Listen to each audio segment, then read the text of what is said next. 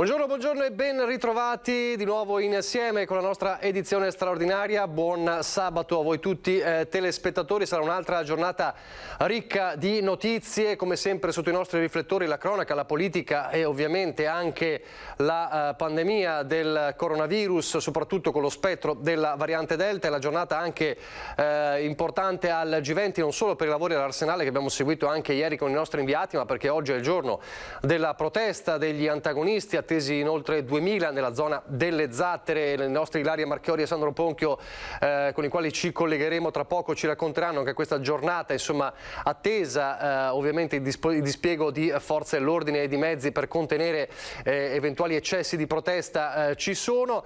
Parleremo, dicevamo, di politica, parleremo di economia, parleremo ovviamente del Covid. E allora siamo alla vigilia di Italia e Inghilterra, con tutto quello che si è detto, con le polemiche sui divieti o meno dei maxi schermi, con i sindaci un po' divisi in tutto il Veneto. Tutto questo mentre in Europa è sempre più timore per l'esplosione della variante Delta, preoccupa soprattutto in questo momento la Spagna, e in Veneto, come sappiamo, la situazione è sotto controllo, però i contagi inevitabilmente stanno aumentando, sono soprattutto persone asintomatiche ma da tracciare, da ovviamente individuare. Tanto che il Veneto è stato riclassificato da regione a rischio basso a regione a rischio moderato. Allora partiamo proprio da qui e lo facciamo con, e lo ringrazio, il direttore generale dell'ULSS 2 Marca Trevigiana, Francesco Benazzi. Buongiorno direttore. Buongiorno a lei, buongiorno a tutti. Allora, intanto siamo alla vigilia di Italia e Inghilterra, si è detto tanto in questi giorni, c'è questa stretta particolare a Treviso con l'invito poi anche ai sindaci della Marca. Abbiamo letto anche di sindaci che non ci stanno, dicono i nostri comuni, magari quelli più piccoli non sono come Treviso. C'è comunque un'attenzione importante dopo quello che si è visto dopo Italia-Spagna. Che dire intanto su questa questione, insomma, sulla serata che ci attende per domani? Devo dire che, vista la circolazione del virus, in particolare la variante Delta, credo che abbiano ragione i sindaci di evitare affollamenti, quindi in piazza come si sono già visti. È chiaro che abbiamo bisogno di far passare il messaggio che siamo liberi. All'aperto possiamo stare anche senza mascherine, però dobbiamo evitare l'avvicinamento, l'assembramento, anche perché questa variante Delta ha dimostrato di essere altamente, ovviamente, contagiosa e invasiva. Ne abbiamo il segno, il fatto che ci siano arrivati anche in pronto soccorso, per fortuna poi anche dimessi dal pronto soccorso, ragazzi di 16-17 anni che erano positivi con sintomi, cosa stranissima, comunque l'abbiamo avuta anche noi a Treviso. Quindi il consiglio è proprio quello di rimanere, distanziamento, e si può festeggiare senza ovviamente abbracciarsi e senza stare attaccati. Credo che questo sia fondamentale. Ragazzi di che età sono giunti in pronto soccorso a Treviso?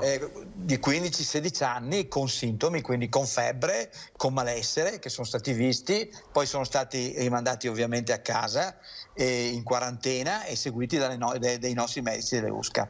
Per fortuna nessun ricovero, però è chiaro che effettivamente il virus non si è fermato perché c'è il caldo. Dobbiamo ringraziare il fatto che stiamo vaccinando tanto. Il messaggio è questo: si vaccinino anche i giovani, quelli i ragazzi dai 12 fino ai 19-20 anni, perché è fondamentale creare quell'immunità di gregge che altrimenti non riusciremo a raggiungere. Per questo siamo... Sì, mi dica.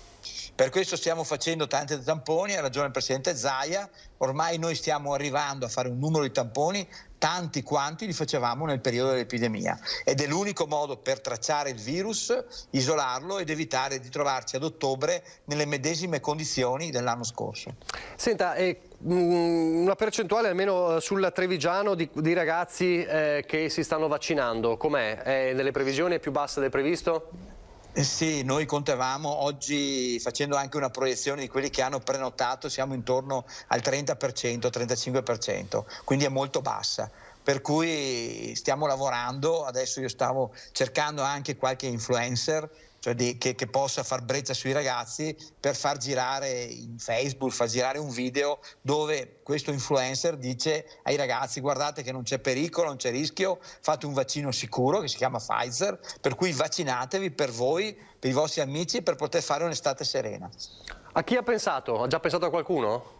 No, io ho lanciato il messaggio e vi chiedo anche di darci una mano, uno che faccia breccia tra i ragazzi, di modo che facciamo questo video e vediamo di portare a casa questo risultato. Ci basterebbe arrivare al 60-65%. Quindi cercasi influencer, lo diciamo, insomma, magari lo ripeteremo anche nei nostri, cercasi influencer per incentivare, insomma, per convincere i ragazzi a fare questo passo importante. Li diceva Zai l'altro giorno, o qualche giorno fa, insomma, l'importanza del vaccino si capisce anche dal fatto che c'è qualcuno che come dire, ha riscontrato la variante Delta pur avendo avuto il vaccino ma senza sintomi. Anche questo è un po' lo strumento del vaccino. Non necessariamente il vaccino protegge dal contagio, ma protegge evidentemente dal ricovero, dagli effetti più gravi, è così? Certamente li protegge dalla malattia in generale, quindi anche dal fatto di avere febbre molto alta, di avere polmoniti, di avere ricoveri. Ma quello che è importante, che è stato visto dalla nostra microbiologia di Treviso, è che anche se la persona, come dire, è a contatto con questo virus che è molto contagioso, nel giro di 2 o 3 giorni, perché ha dei frammenti, poi si negativizza se ha fatto la doppia dose di vaccino. E questo è anche una risposta ai tanti ancora Novax o comunque indecisi che dicono: ecco, vedete, il vaccino non funziona perché tanto ci si contagia lo stesso. Lo scarto è diverso, però non ci si ammala. Assolutamente sì, non ci si ammala, ed è lo scarto è importantissimo, perché abbiamo visto purtroppo e anche i giovani hanno patologie giovanili, c'è il diabete giovanile, ci sono tante patologie che purtroppo colpiscono anche i giovani. Chi non è vaccinato rischia, anche se è giovane, rischia il ricovero ospedaliero, rischia la terapia intensiva. Stiamo attenti, conviene vaccinarsi. Altro punto importante, i famosi over 60, le lettere mandate a casa, anche qui è un altro scoglio da superare, si sta superando, com'è? Sì, noi abbiamo mandato le lettere, ricordo adesso stanno arrivando non a grandi flotte purtroppo di persone, ma solo 60-70 al colpo, ecco, non sono tantissimi perché abbiamo mandato via tante lettere. Il problema vero è che anche qui dovrebbero venire perché facciamo un vaccino unico che dà copertura massima con unica dose, che è il Johnson & Johnson. Quindi anche qui il messaggio: venite, perché fatto questo vaccino potete andare in ferie, vi viene dato il Green Pass, potete fare quello che volete, un vaccino solo, Johnson & Johnson. Un altro punto, la questione dei tamponi, il tracciamento, l'importanza di tracciare, di individuare il virus e soprattutto la variante Delta. Anche qui, non essendoci l'obbligatorietà, sta alla persona, alla coscienza della persona poi aderire o meno a questo tracciamento. Sto pensando ad esempio agli eventi, alle manifestazioni, alle sagre, agli eventi musicali. Anche qui è necessario incentivare il tracciamento. Sì, è importantissimo. Difatti il Presidente Zaia, che ci ha dato questo mandato col piano di sanità pubblica, è proprio un mandato che va in questo senso, cioè tracciare a tutti i costi, cercare di tracciare a tutti i costi, che è fondamentale, per isolare ed evitare che il virus si espanda e colpisca le persone magari più fragili. Lo stiamo facendo, come le dicevo prima, noi già facciamo 3.600 tamponi al giorno, dobbiamo arrivare a 5.000, che era il picco massimo dell'epidemia, quindi ormai stiamo tracciando come il virus esistesse, proprio per fare in modo che questo si diffonda. L'ultima cosa che le chiedo, l'abbiamo fatta vedere ieri, la facciamo rivedere, chiedo anche alla regia, ringrazio intanto, mi ero dimenticato prima, Francesco Ceron e Mattia Pizzaia. Da lunedì si parte anche con le vaccinazioni in farmacia, ecco la tabella, queste sono le prime 12, vero?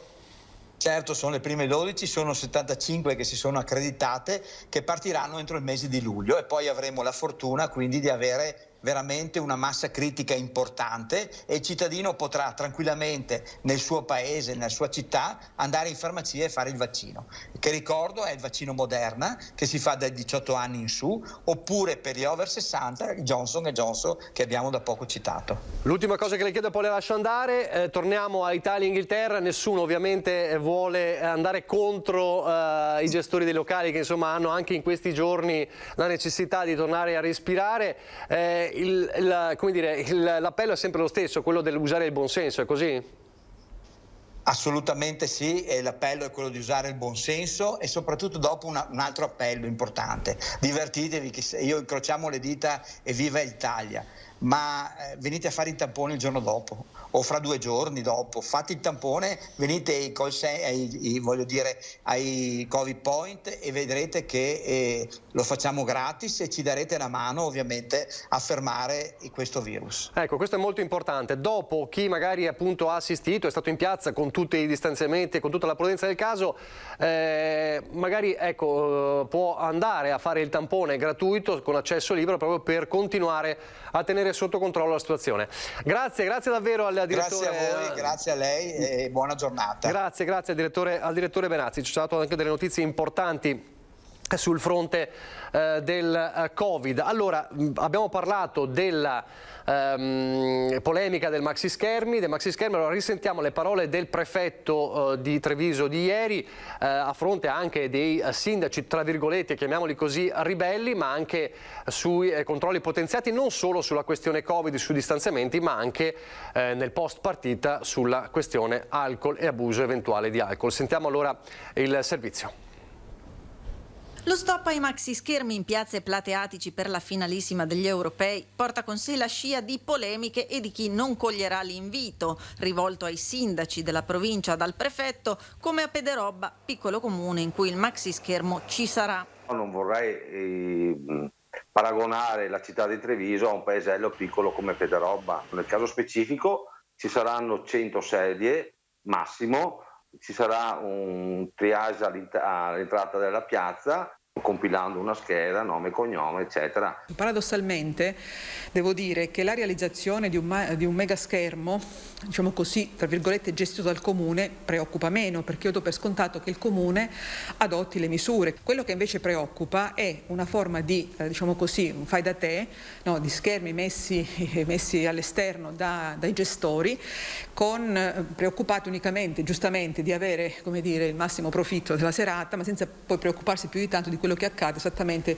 mezzo metro in là del loro plateatico. E infatti a pesare sulla decisione presa ieri in sede di Comitato per l'Ordine e Sicurezza è stata l'eventualità di scie di intrattenimento al di fuori degli spazi dei pubblici esercizi, incontrollate e incontrollabili, oltre che non pianificabili per un controllo mirato da parte delle forze dell'ordine, controllo che nel post partita sarà invece concentrato nelle aree consuete dei caroselli. E in ogni caso, siccome ci sono i caroselli anche con le auto, saranno controlli importanti anche sul fatto che non ci siano persone alla guida non in perfette condizioni psicofisiche per evitare incidenti. Provvedimento che divide anche in virtù del fatto che all'interno dei locali la visione sarà invece consentita, creando per chi ha spazio al chiuso la dimensione contenuta da bar dello sport più che da grande evento collettivo. Siamo in qualche modo favorevoli alla decisione presa dal prefetto, perché abbiamo visto tutti un po' quelli che sono stati i risvolti delle scorse settimane. Facciamo un po' di attenzione perché comunque ci sarà una criticità nella decisione, che sarà quella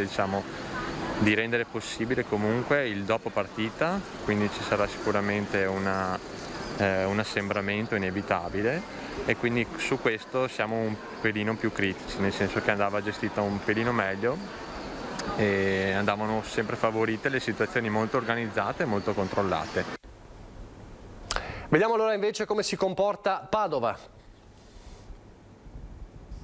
Solo maxi schermi installati su iniziativa di privati come questo pronto al Parco della Musica, nessuna fibrillazione di gruppo in Prato della Valle come da tradizione. La pandemia e l'emergenza sanitaria raccomandano ai tifosi la massima prudenza. Il vertice in prefettura rilancia per l'ennesima volta indicazioni di buon senso. Gioire e soffrire insieme sì, ma rispettando le regole del distanziamento, l'uso della mascherina anche all'aperto quando è necessario, e ben lo sappiamo. A queste si aggiungerà un'ordinanza sindacale che il Comune di Padova appronta, che dispone divieto di vendita di alcolici e bevande in contenitori di vetro o lattina per evitare che la festa si trasformi in un dramma collettivo. Per tutta la durata dell'evento sarà potenziata la presenza delle forze dell'ordine con l'impiego di aliquote straordinarie di pronto intervento in caso di necessità. Allora, sentiamo le parole del sindaco di Padova proprio in merito alla finale Italia-Inghilterra di domani sera. Domenica sera, Italia. tutti quanti a tifare, tutti a tifare l'Italia, importantissimo. Il che non vuol dire ubriacarsi, il che non vuol dire fare danni, il che non vuol dire mancare rispetto agli altri. Per cui ho fatto un'ordinanza che dalle ore 19 alle ore 6 del mattino non è possibile asportare, avere asporto di liquidi, lattine, vetri, non si possono acquistare, proprio per far sì che la gente non si ubriachi. Divertirsi è una cosa fondamentale, tifare l'Italia è fondamentale. Incrociamo tutte le dita per rispetto per gli altri. Vi ricordo un'altra cosa importante: tenete la mascherina, igienizzate le mani, non è finita, non è libera a tutti, per cui attenzione, fate per favore attenzione, molto importante. Un abbraccio a tutti e Forza Italia! Allora, questo è l'appello del sindaco di Padova, Sergio Giordani. La pandemia e i suoi effetti abbiamo raccontato anche in questi giorni del G20, e fra poco ci ricollegheremo con Venezia, della ripresa fondamentale post-Covid. Ne hanno parlati anche i ministri presenti al vertice blindatissimo all'Arsenale, però poi ci fanno i conti anche molto concreti sul futuro. Il turismo, come sapete, l'industria principale del Veneto, cerca di ripartire in questa estate, ma ci sono dei dati molto gravi che riguardano ad esempio la Marca Trevigiana. Un'analisi di Federalberghi Treviso che verrà resa nota nei prossimi giorni, ma che il presidente di Federalberghi Treviso, appena rinominato, Giovanni Chera, ha voluto comunque anticipare ad Antenna 3, e parla di percentuali nere per il comparto e per gli albergatori da qui ai prossimi mesi. Sentiamo. Si dice da questa analisi che più del 50% delle strutture pensa che non ce la farà. Dato shock. Dato gravissimo, quindi non sappiamo veramente dove finiremo. Questa è una ricerca, uscirà credo la prossima settimana. I dettagli della ricerca saranno diffusi nei prossimi giorni, ma è comunque una prospettiva nera quella che Federalberghi Treviso già traccia da qui all'imminente futuro, soprattutto se l'incertezza della pandemia continuerà a pendere come una spada di Damocle sugli spostamenti interni e internazionali. 50% di alberghi trevigiani a rischio significa in termini assoluti poco più di 80 strutture. Siamo 176 strutture, tenga presente, e abbiamo la concorrenza, visto che così parliamo anche delle difficoltà del nostro settore, della bellezza di 1700 locazioni turistiche. Quindi voglio dire, siamo 1 a 10. Per il turismo, soprattutto quello delle città d'arte del Congressuale, ripresa quindi è ancora una parola lontana. Diciamo che se dobbiamo parlare della ripresa alberghiera, non è che pensiamo che il 22 sia tutto finito, noi ne siamo convinti. Sappiamo bene che per ritornare ai livelli del 19 ci vorranno altri 2 o 3 anni come minimo. Eppure resta il paradosso della manodopera che non c'è, problema che non riguarda soltanto le località di mare, ma anche la Marca. È una situazione drammatica soprattutto per quello che riguarda il livello medio dei nostri, occupati, no? Quindi il livello che va sui 1.200-1.300 euro al mese. Abbiamo avuto veramente una situazione complicatissima. A mancare all'appello sono quei lavoratori che causa pandemia si sono ricollocati in altri settori, ma anche quelli che preferiscono la via del sussidio. Ci sono quelli invece che i 600-700 euro e magari qualche lavoretto in nero gli va bene e quindi non sono più disponibili, non vengono a lavorare. Queste le sfide per la Federalberghi di Treviso, che proprio in questi giorni ha rinnovato i suoi vertici, confermando alla guida Kerr un settore quanto mai appeso alla variante Delta e al ritorno di quella mobilità internazionale che stava facendo volare prima della pandemia anche il territorio trevigiano. Allora, pochi istanti di pubblicità e poi di nuovo in diretta.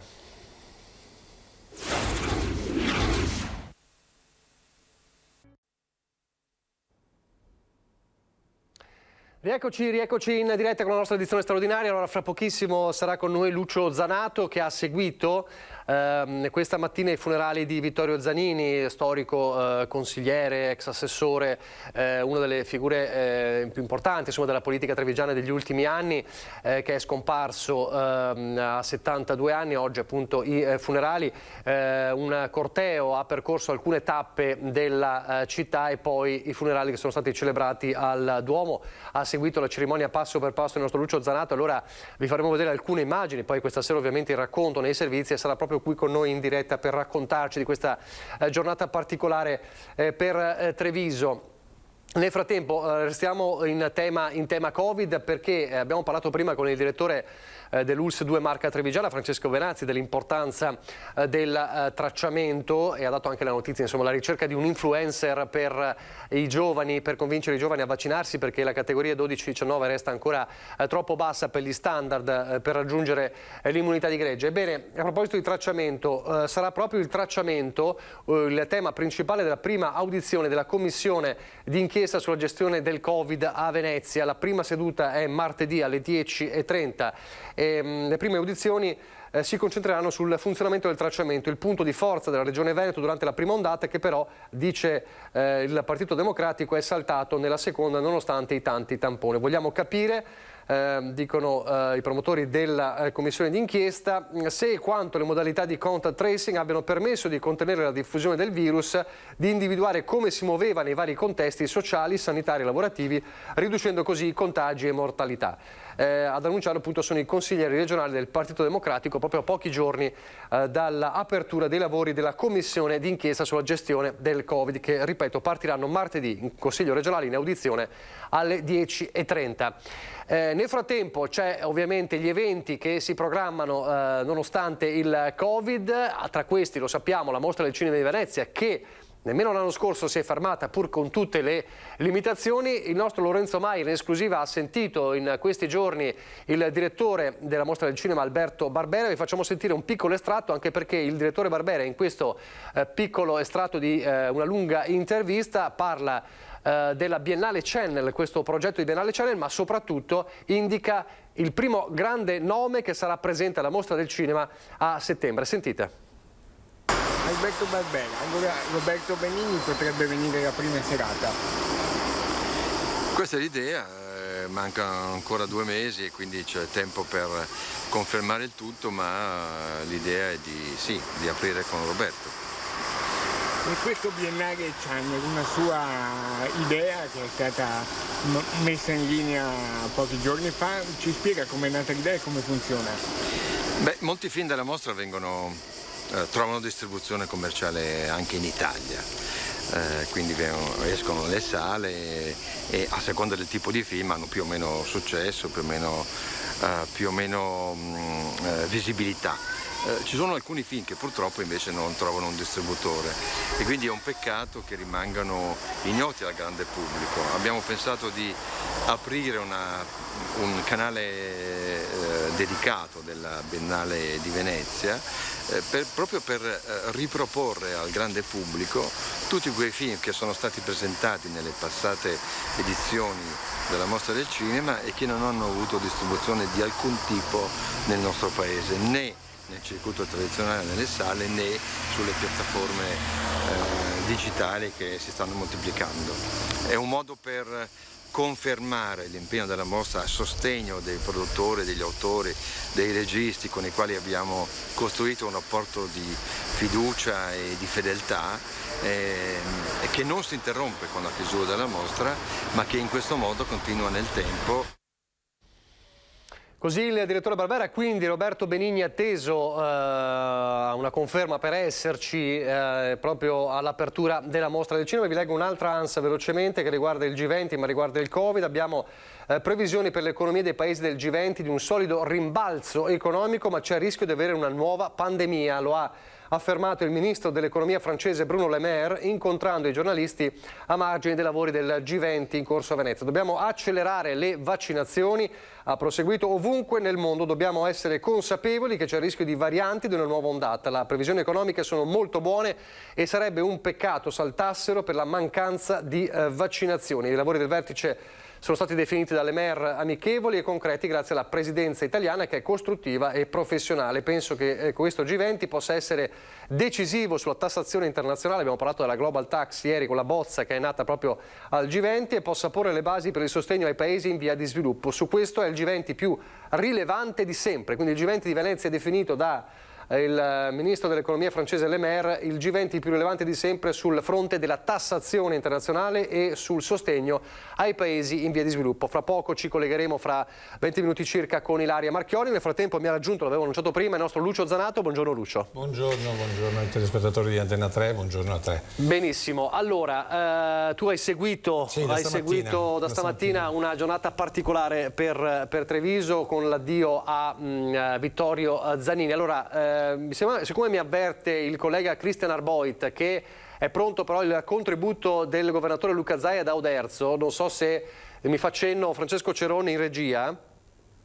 Non ancora, perché fra poco sentiremo anche il governatore Luca Zaia che fa un po' il punto della situazione Covid, ma non solo, era a Oderzo questa mattina per presentare il sostegno alla candidatura di Maria Scardellato, sindaco della Lega uscente, che si ripropone ovviamente per le amministrative. Allora, quando è pronto avvertitemi. Allora, dicevi, una giornata importante. Sì, è una giornata importante. Intanto bisogna dire che Vittorio Zanini ha avuto il pregio nel suo ultimo viaggio di veramente catalizzare tutta la città. Erano anni che non vedevo proprio tutti i volti di Treviso. Ed è veramente stato un grande abbraccio quello per l'ultimo saluto appunto a questo personaggio della città. Alle 9:15 c'è stato l'avvio di questa cerimonia, tra l'altro anche la prima cerimonia dove c'è il viaggio della salma lungo il centro cittadino. Devo dire particolarmente toccante perché quest'ultimo viaggio ha toccato alcuni elementi particolari della storia di Vittorio Zanini. Non a caso è partito da Cafoncello, dove lui insomma ha lavorato proprio facendo nascere tanti bambini. Tra cui il sindaco Mario Conte. Ma lo sentiremo perché poi, se riusciamo, abbiamo proprio uno spezzone nel suo, diciamo così, saluto finale. Ma dicevo appunto, partito da Cafoncello, poi questo viaggio è arrivato davanti al Teatro Comunale di Treviso, dove c'è stato qualche minuto di raccoglimento. Successivamente c'è stato il passaggio in Piazza Borsa, dove addirittura c'è stato Flavio Moreto, che da sempre è uno dei cantanti, fra virgolette, di piazza, che gli ha dedicato un amore così grande, live. Dopodiché la salita verso Piazza dei Signori, quindi la zona dove lui si trovava ogni giorno, era inevitabile non incontrarlo, perché lui arrivava d'inverno con il suo cappello, il suo cappotto, d'estate comunque con i giornali sotto braccio, e lì c'è stato il saluto e l'applauso dei tanti amici.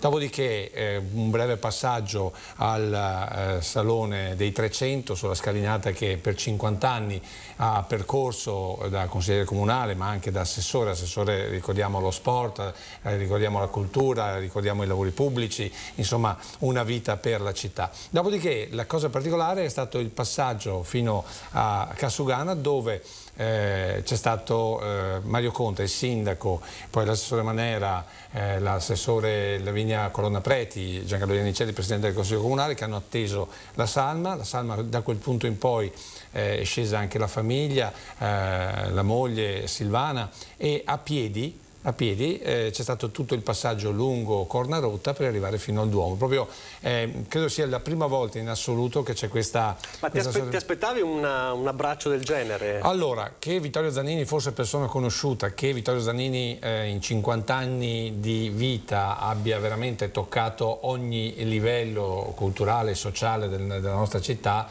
sì. Che in una giornata di luglio, dove molta gente ovviamente ne ha approfittato dopo mesi di chiusura per andare in ferie, per andarsene un po' in giro per il mondo e quant'altro, trovare tutta quella gente dentro e fuori il Duomo, la cattedrale di Treviso, devo dire è stato davvero toccante, anche perché sono volti che io non vedevo da alcuni a 40 anni, insomma, voglio dire, no? Mi viene in mente uno per tutti, Giorgio Spigariol, che per chi è di Treviso è sinonimo Prima Repubblica, segretario di Carlo Bernini, vero custode di quella Prima Repubblica e di quella DC a cui appunto Vittorio Zanini faceva capo, giusto per parlare di qualcuno, ma ho visto l'ex questore Damiano, ho visto il giudice Carlo Nordio, ma poi li vedremo perché sono tutti i volti che io ho catturato. Poi tutta la DC di un tempo, quindi i Renosto, quindi Vittorio Alfieri, quindi Guerino Zanini, cioè tutti i componenti di un pezzo di storia della città, di ieri ma anche di oggi. Non a caso c'era tutto il Consiglio Comunale, tutti i consiglieri, c'era l'ex sindaco Giovanni Manildo, proprio bipartisan, devo dire proprio bipartisan. C'è stato tra l'altro poi la cosa particolare, non so se avete visto, bianco-celeste, bretelle e camicia mia, perché il bianco-celeste è stato il colore dei fiori, il colore, gli hanno messo, ad esempio noi ieri abbiamo raccontato che c'era la fascia da sindaco e la fascia da consigliere comunale, hanno aggiunto la maglia del Treviso Calcio, perché ricordiamo che lui ha giocato al calcio, c'era anche Walter Frandoli, insomma collega di squadra, e quindi veramente è stato un abbraccio notevole. Non so se per caso in regia è pronto qualche immagine che possiamo dare in anteprima, perché la cosa particolare è appunto secondo me questo viaggio che Vittorio ha fatto all'interno della città, ed è stata veramente bello, perché chi magari per qualche motivo non lo conosceva, poi io da cronista sto ad ascoltare cosa mi ruota intorno, e quindi naturalmente sento i commenti, sento le persone. Non a caso la fermata davanti alla statua di Mario del Monaco, ricordiamo, l'abbiamo fatto vedere anche ieri, Vittorio Zanini che si incatena, lui l'ha voluto fortemente. Allora con te voglio parlare, in attesa delle immagini, proprio del personaggio, in particolare anche delle sue battaglie. Prima però, allora lo dicevo prima, in attesa, allora così poi avremo i contributi delle immagini. Sentiamo allora, come vi dicevo prima, il governatore Zaia a Oderzo poco fa per la presentazione del candidato del centrodestra Maria Scardellato alle elezioni comunali di Oderzo, quindi si ripresenta, insomma cerca appunto la riconferma Maria Scardellato. Ovviamente non ha parlato solo di questo il governatore Zaia, torna a parlare ovviamente del Covid. Allora sentiamo il governatore Zaia e poi torniamo, nel frattempo avremo le immagini per poter commentare questa giornata particolare di Treviso. Sentiamo il governatore Zaia. Presidente, anche oggi i dati certificano un aumento dei casi di contagio in tutta Italia, in tutta Europa. Il Consiglio scientifico francese chiede al governo francese un giro di vite. Secondo lei cosa avverrà qui in Italia e cosa prevede? Secondo me si deve partire sempre dalla responsabilità, portare la mascherina, distanziamento sociale e igiene delle mani. Siamo davanti a un fenomeno sicuramente di crescita dei contagi, soprattutto tra i giovani. Ricordiamo che questo non si traduce al momento in ospedalizzazione, quindi non abbiamo pressione negli ospedali. In questo momento il Veneto ha 229 pazienti in ospedale, dei quali 8 in terapia intensiva.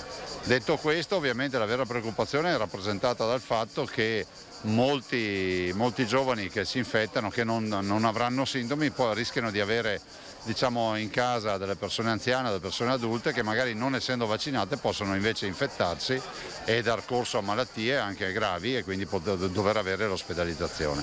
Vigilia di europei, anche lei ha lanciato ieri un appello al buonsenso, ma diciamo che il dibattito è aperto anche su questi vari divieti attorno ai maxi schermi. Che ultimo appello si sente di lanciare, Presidente? Ma guardi, io l'ho sempre detto, non è la festa della liberazione, non sto parlando solo degli europei, ma sto parlando in generale. La mascherina all'aperto la si può non portare, ma se siamo in condizioni di assembramento, ad esempio io e lei, che siamo a distanza di 1 metro, la portiamo pur essendo qui all'aperto.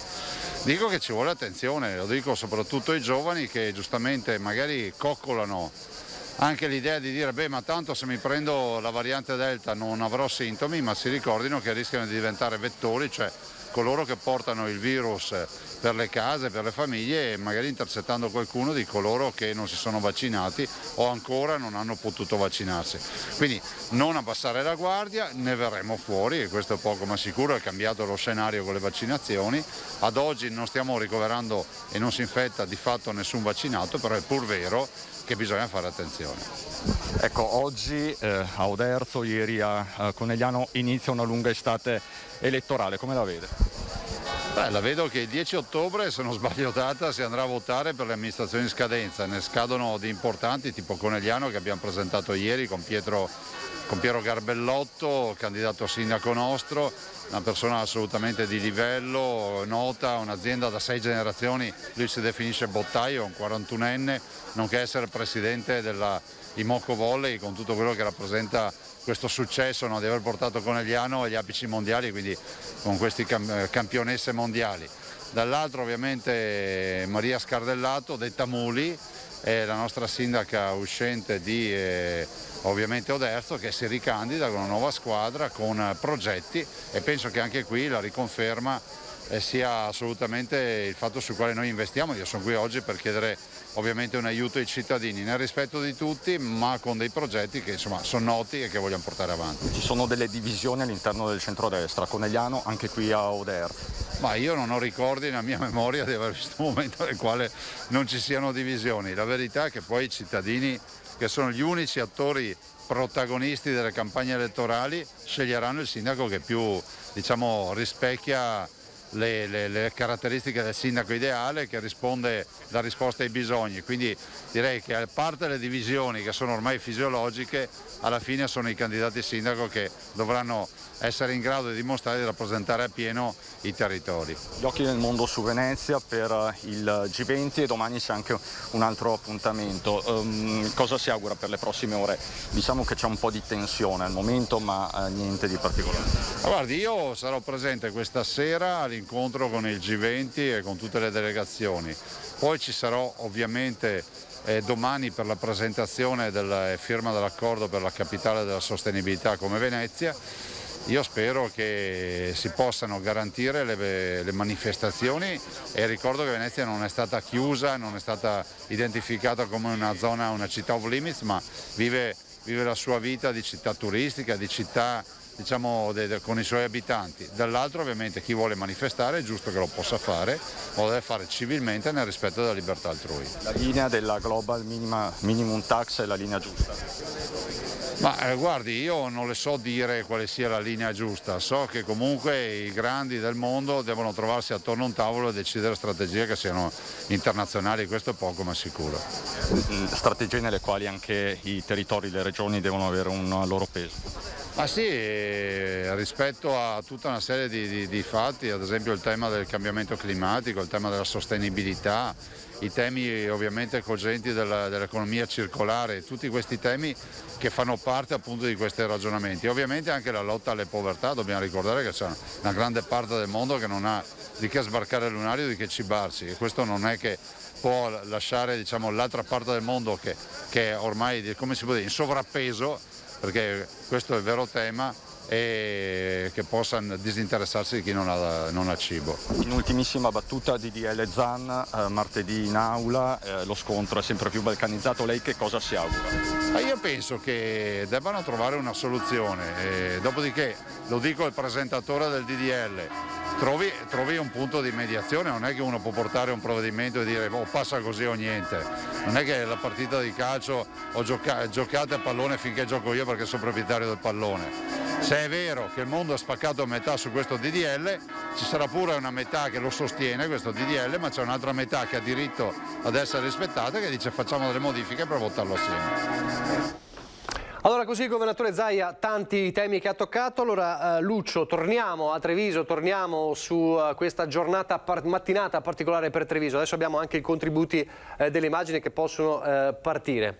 Sì, esatto, qui vediamo le immagini della partenza dalla casa funeraria, questa nuova struttura diciamo così, per l'ultimo saluto, che accoglie in maniera diversa rispetto all'obitorio Cafoncello, che tra l'altro a breve sarà anche in ristrutturazione. Qui proprio vediamo l'uscita della salma di Vittorio Zanini questa mattina, poco dopo le 9:30. Da lì adesso a breve vedremo appunto il passaggio davanti al Teatro Comunale, con una breve sosta, come andava ricordato, visto che lui è stato uno dei fautori del salvataggio del Teatro Comunale, che ricordiamo era chiuso, era in stato veramente fatiscente, poi lui è riuscito così a smuovere le cose. Poi il passaggio successivo davanti alla statua di Mario del Monaco in Piazza Borsa, tra l'altro è stato, come dire, è stato accolto anche dal Presidente della Camera di Commercio Mario Pozza.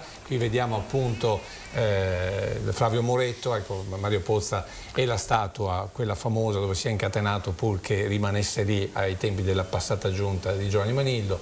Qui appunto abbiamo Flavio Moretto che gli canta Un amore così grande. Sentiamolo magari un attimo.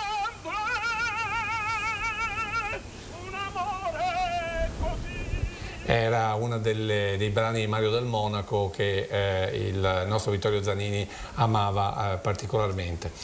Dopodiché l'auto è proseguita, ecco qui è l'entrata in Piazza dei Signori e qui c'è l'applauso delle persone che lui frequentava puntualmente ogni giorno, andava a trovarle, ci si trovava, scambiava qualche commento politico e non solo con i giornali sotto braccio.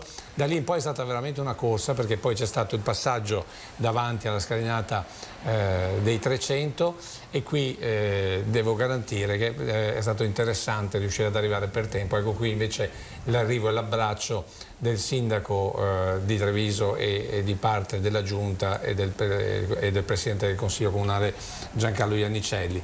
Questo è in assoluto la prima esperienza, chiamiamola così, di saluto della città. Qui c'è stato il vero saluto laico, perché appunto la macchina qui si è fermata e invece di proseguire con, diciamo così, tutto il corteo delle altre macchine, qui c'è l'abbraccio della signora Silvana con il sindaco e poi con l'assessore Caner, in questo caso consigliere comunale, e poi dell'assessore della Vigna Colonna Preti, l'assessore Manera, insomma, il resto del Consiglio Comunale stava già aspettando davanti al Duomo, certo. Lo vedremo dopo. E da qui appunto è cominciato questo incamminarsi vero e proprio verso il Duomo, passando attraverso via Cornarotta, dove c'è anche il comando provinciale dei Carabinieri. È la prima volta in assoluto che c'è questo saluto della città, che ha affermato, vedete che ci sono cittadini, molti dei quali magari forse non conoscevano Vittorio Zanini, altri anche turisti, ho visto che sono fermati, sono rimasti colpiti di questo omaggio che la città ha fatto a questo suo non so se dire illustre, perché è più popolare, lui avrebbe preferito essere definito popolare. Qui ecco la presenza davanti al Duomo, molte persone già dentro, molte altre fuori ad attenderlo, l'arrivo ecco qui della salma. E devo dire toccante vedere proprio tutta la città che si ferma per questa persona, ed è un bel abbraccio della città, devo dire, per le persone, per le personalità che hanno fatto molto per la comunità, come del resto Vittorio Zanini. Va ricordato appunto che lui spaziava in ogni campo. Sentivo ad esempio persone che dicevano non c'è mai stata porta chiusa quando ogni volta sono venuto a chiedere qualcosa, e più di qualcuno mi ha detto se non c'era la possibilità da parte del comune, se lui come assessore non poteva tirare fuori dei soldi, li tirava fuori di tasca propria. 200 euro, 500 euro per tutte le... ecco qui poi in particolare abbiamo raccontato della fascia, questa fascia da consigliere, che è quello che vedete, il gagliardetto ancora dell'ULSS 9, perché lui è... come dire, lui ha lavorato quando l'ULSS era ancora l'ULSS 9 di Treviso. Questa è l'entrata, tra l'altro poi gli hanno messo anche la maglia del Treviso Calcio per ricordare anche i suoi meriti. Vedete i colori, resta sempre il bianco celeste, che come dire, è imperante. Sì, in effetti, con rose bianche e poi appunto i fiori celesti. Qui appunto abbiamo anche la rappresentanza, tra l'altro c'era anche Don Canuto Toso, che insieme a Don Giorgio Ricoboni ha celebrato l'esercito. Don Canuto Toso perché lui aveva fatto molto anche per i trevisani nel mondo, tanto è vero che una cosa ha detto Don Canuto, che loro attraverso i social hanno informato, ecco vedete la maglietta del Treviso Calcio, ha informato tutte le sedi dei trevisani del mondo, in tutto il mondo, e sono arrivati veramente centinaia di contromessaggi, di condoglianze, di sostegno alla famiglia. Non a caso poi hanno organizzato una ripresa minimale in streaming, proprio perché chi non poteva essere dall'altra parte del mondo potesse seguire la cerimonia. Continuiamo a vedere le immagini appunto della sala della bara con sopra il Treviso Calcio e anche la fascia da consigliere comunale. Bellissimo anche questa composizione di fiori bianchi e azzurri, la città di Treviso, tutta la città in questo abbraccio. Qui invece vediamo l'uscita poi della salma e poi l'abbraccio, l'applauso sia dentro sia fuori proprio per questa personalità. Questa sera sicuramente faremo vedere i tanti volti che hanno seguito, hanno voluto essere presenti a questa cerimonia. Ecco, vedete gli applausi. Questa è solo una minima parte, perché tante persone poi, per una questione proprio anche di divieto di assembramento, hanno aspettato che la salma uscisse, per cui diciamo che le procedure non sono ancora alla normalità, entrata contingentata, distanziamenti e cose, però in proporzione veramente un grandissimo abbraccio di questa persona, che tra l'altro ricordiamo non verrà cremata, verrà tumulata al cimitero maggiore, al cimitero di San Lazzaro, e diventerà uno dei luoghi della memoria. Voi sapete che ogni 2 novembre il comune di Treviso passa sulle tombe di personaggi illustri. Ecco, l'ultima immagine era molto bella e particolare, perché non so se avete visto lo scudo crociato. Lo scudo crociato, lui se l'è portato, tra virgolette, nella tomba con il suo portachiavi, con l'immagine dello scudo crociato, e gli amici hanno voluto mettere una delle ultime bandiere della Democrazia Cristiana. Allora, il resto ve lo racconto stasera. Certo, in chiusura, allora, prima dalla linea Ilaria, se dovessi dare un aggettivo di questa giornata, di questa popolare? Sì, l'abbraccio a una persona popolare. Ecco, quindi non famosa, popolare, popolare, era proprio certo. del popolo. Benissimo, allora questa sera i servizi realizzati proprio dal nostro Lucio Zanato. Allora ti ringraziamo e ti lascio libero di continuare i tuoi giri della giornata di oggi a caccia di notizie. Allora diamo la linea a Ilaria Marchiori, che si trova nella zona delle Zattere insieme a Sandro Ponchio, perché oggi non c'è solo ovviamente il G20 all'Arsenale, ma anche il giorno delle proteste. È così, Ilaria? Sì, buongiorno Nicola, buongiorno a tutti i nostri telespettatori. È proprio così, una giornata di cui abbiamo parlato a lungo in questa settimana, ed è arrivata la giornata che è stata definita delle contestazioni, che si svolgerà qui alle Zattere, dove ci troviamo in questo momento. Nel frattempo vi dico che l'elicottero che abbiamo visto in questi giorni sta continuando a sorvolare per monitorare la situazione.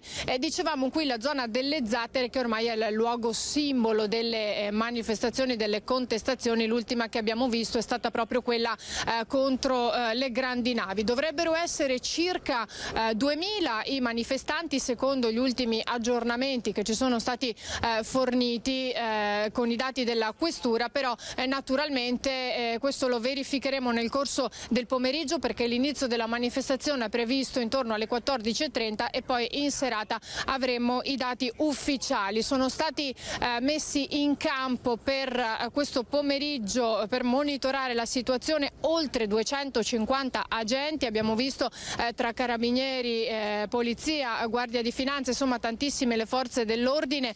Stiamo continuando a vedere anche la motovedetta della Guardia di Finanza che passa qui lungo il Canal Grande, e vedremo questa manifestazione proprio che inizierà qui alle 14:30. Al momento è stato allestito uno dei primi gazebi che si vedono solitamente durante queste manifestazioni, dove poi ci saranno le casse, dove da cui si sente la musica, dove si tiene l'acqua, dove possono stare anche un po' al fresco. Insieme a me qui, la saluto e la ringrazio per essere qui insieme a noi, c'è Anna Clara di We Are The Tide. Noi siamo la Marea, e diciamo un po' la piattaforma che raccoglie tutti i movimenti che oggi saranno qui a contestare. Sì, esattamente. L'idea è proprio quella di definirci come una marea, no? Quindi come un flusso incontrollabile, enorme, che vada un po' a travolgere, a scombussolare quelli che invece sono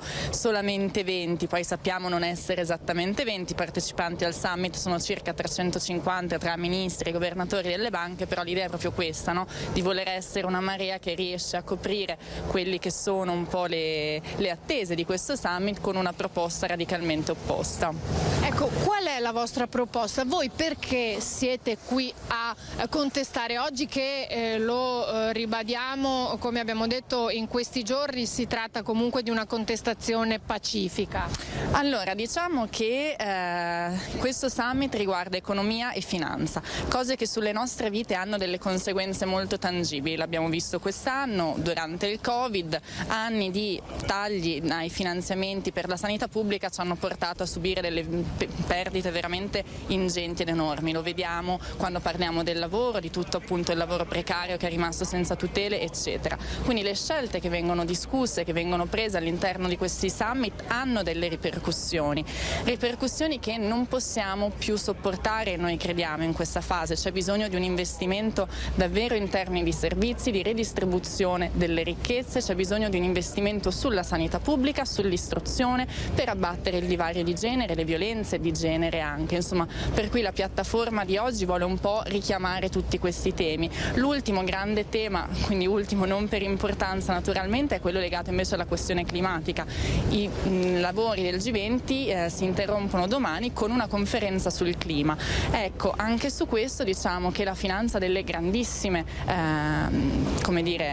colpe nel finanziare esattamente la crisi climatica. Gli investimenti che vengono fatti ad esempio sul fossile sono investimenti che vanno a peggiorare la situazione che noi viviamo e che quindi hanno un impatto concreto sulla crisi ecologica. Quindi anche a questo proposito oggi questa riva sarà animata da diversi movimenti per la giustizia climatica. Ecco, naturalmente quello che io provo a chiederti, Anna Clara, è qualche anticipazione di quello che ci potremo aspettare questo pomeriggio, anche se so che tante cose non ce le potete dire ovviamente, perché questo fa parte proprio delle vostre caratteristiche di non anticipare troppo. Esattamente, quello che posso dire è che sicuramente le Zattere è un luogo, come dicevi tu, simbolico per le mobilitazioni in questa città, è un luogo che tutta la città ha imparato un po' a conoscere, ad attraversare, quindi sicuramente essere qua è già un grandissimo passo avanti. Non so se ci basterà, questo posso dire, sicuramente insomma la città, come dicevi prima, è stata blindata, militarizzata, chiusa, la nostra voce però dovrebbe riuscire effettivamente a raggiungere chi in queste ore sta discutendo e prendendo decisioni un po' sulle nostre vite, quindi può essere che ci sia questa volontà, questo tentativo di far arrivare le nostre voci anche appunto a questi 350. Il numero 2000, che è quello che ci è stato dato, è effettivamente questo oppure ci sarà un cambiamento? Io credo che grosso modo come presenza statica un 2000 sia una stima abbastanza attendibile. Aggiungo però che questa città appunto è abituata a questa forma di presidio statico che si configura anche un po' però come una festa della città, per cui spesso c'è un via vai, per cui un numero effettivo a fine giornata è difficile stimarlo, può essere che sia molto più alto, ma semplicemente la compresenza su questa riva penso che si attesti sì sui 2000 partecipanti. Anna Clara, in questi giorni si è parlato ovviamente anche con i residenti e i commercianti del posto, ad esempio i commercianti hanno detto che l'allarmismo comunque che si è creato intorno al G20 ha portato i turisti a non prenotare, a non venire a Venezia nel fine settimana, quando in realtà si erano ricominciati a vedere un po' di presenza. E ancora i residenti, alcuni, non tutti, perché ad alcuni è andato bene, sono stati diciamo più democratici, mentre qualcun altro non la pensava così. Secondo voi la scelta di farlo qui all'Arsenale e a Venezia è stata giusta, è stata corretta? Naturalmente no, insomma ci è parso molto strano sia scegliere Venezia, che proprio come dicevi vive di turismo, il che è di per sé un problema, ma questa è un'altra macro categoria, ma ovviamente in questo momento finalmente con un po' di aperture e quindi con un rilancio anche dell'economia, lanciare un G20 qui, tra l'altro annunciando inizialmente una zona rossa prevista per 3 settimane nell'intera isola, è stato sicuramente un passo più lungo della gamba. Abbiamo assistito anche noi, devo dire, sgomenti a questa forma di allarmismo probabilmente diffusa comunque dalla questura cultura e quant'altro, secondo cui appunto oggi sono attese orde barbariche che sfasceranno la città. Ora, io faccio attivismo politico in questa città da molti anni, insieme a me tantissime persone, e io sfido chiunque a trovare una singola manifestazione in cui una vetrina sia andata rotta in questa città. Non è mai successo, perché combattiamo qui perché questa città continui a vivere e lo faccia sempre meglio, quindi abbiamo massimo rispetto di quello che è veramente questa meravigliosa isola, per cui è un allarmismo purtroppo messo probabilmente in circolazione per, come dire, disincentivare la partecipazione. Questo ci dispiace molto, però siamo sicuri che la città rimarrà integra, ecco. Bene, grazie Anna Clara, noi ci vedremo tra poco, ovviamente lasciamo Anna Clara ai preparativi perché manca davvero pochissimo all'inizio della manifestazione. Avete sentito, giustamente dicono noi siamo qui per difendere la città come accade quando ci sono le proteste contro le grandi navi, come accade oggi, quindi non è nella nostra intenzione distruggere o creare disagi proprio alla città. Quello che però importa che conta è fare arrivare forte e chiaro il loro messaggio. C'è da dire che però c'è un timore che aleggia già da qualche giorno, che potrebbe essere l'arrivo degli antagonisti violenti sia nazionali che dall'estero, dei gruppi di Black Bloc, anche perché ricordiamo che questo G20 che si sta svolgendo all'Arsenale arriva esattamente a 20 anni dal G8 di Genova in cui perse la vita Carlo Giuliani, e quindi a preoccupare anche quanto sta emergendo dall'inchiesta sul maltrattamento dei detenuti nel carcere di Santa Maria Capua Vetere, è il pretesto sbandierato appunto da questi gruppi violenti proprio per attaccare le forze dell'ordine. Quindi per questo dicevamo che la sicurezza sarà massima, l'attenzione soprattutto da parte delle forze dell'ordine sarà massima.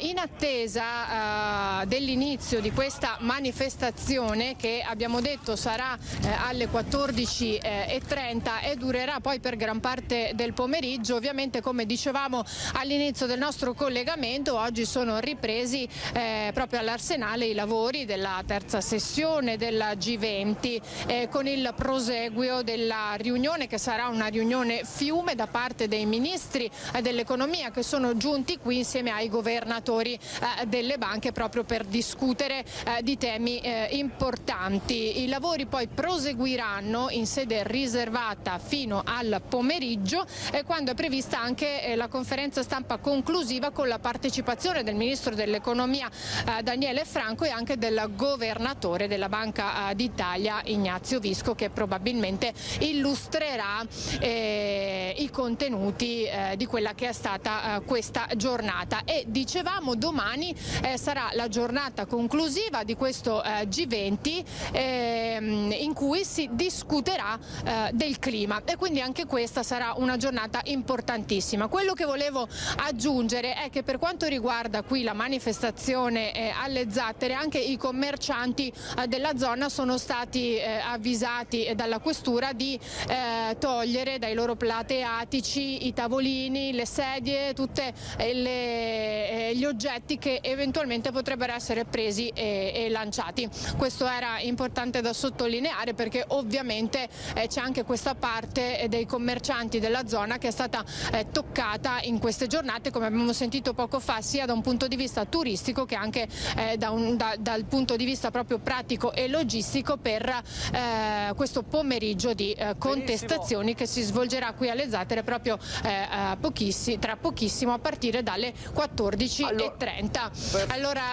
questo è un po' l'inizio di questa giornata. Mi sono dimenticata di dire che intorno alle 10 c'è stata anche un'altra manifestazione pacifica da parte dei manifestanti, degli attivisti di Extinction Rebellion, che abbiamo visto nel primo giorno di apertura dei lavori dell'Arsenale, che si erano incollati proprio per terra per far sentire le loro ragioni. E quindi questa giornata sarà molto calda, non solo dal punto di vista climatico automatico. Se non ci sono altre domande io restituisco la linea allo studio. No, grazie mille, grazie, molto esaustiva, grazie Ilaria Marchiori insieme a Sandro Ponchio. Ci rivediamo allora alle 14.30 per vedere l'inizio della manifestazione. Resteremo a parlare di Venezia fra pochissimo, dopo la pubblicità con il prossimo ospite. Prima però incalza la pubblicità e anche le previsioni del tempo. Fra pochissimo, poi di nuovo in diretta.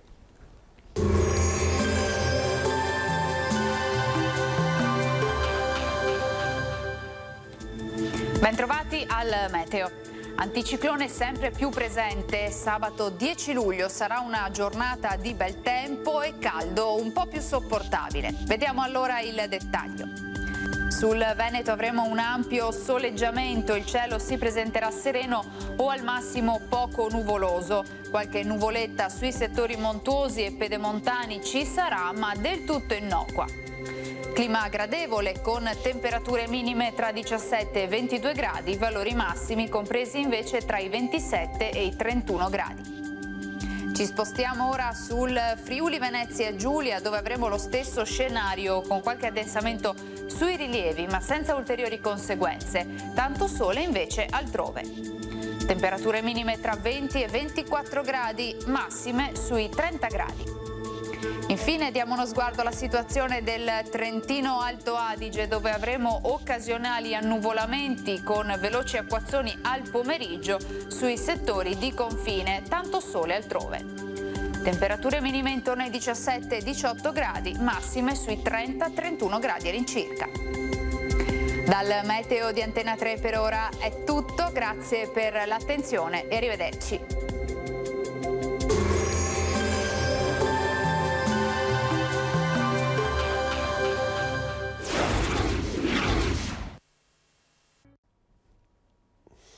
Rieccoci in diretta con la nostra edizione straordinaria. Ci siamo collegati poco fa con Venezia, zona delle Zattere. Ilaria Marchiori ci ha fatto un po' il quadro della giornata di oggi, sia per quanto riguarda il G20 e l'Arsenale, sia per la manifestazione insomma, che verrà, che si protrarrà dalle 2:30 in poi da parte dei global, attivisti ambientali, antagonisti, insomma dalle 2:30. Peraltro domani Venezia non c'è solo il G20 ma c'è anche un importante appuntamento che seguiremo poi in diretta con la costituzione della Fondazione Venezia Capitale Mondiale della Sostenibilità. Ci sarà il Ministro dell'Economia Daniele Franco, ci sarà il Governatore del Veneto Luca Zaia tra i vari rappresentanti, soci fondatori di questa nuova realtà Venezia Capitale Mondiale della Sostenibilità. Vi ricordo appunto la seguiremo in diretta nella nostra edizione straordinaria. Restiamo su Venezia, sostenibilità, infrastrutture, e parliamo del Mose. Lo facciamo con il professor Gianfranco Perulli. Buongiorno, grazie per essere con noi. Buongiorno.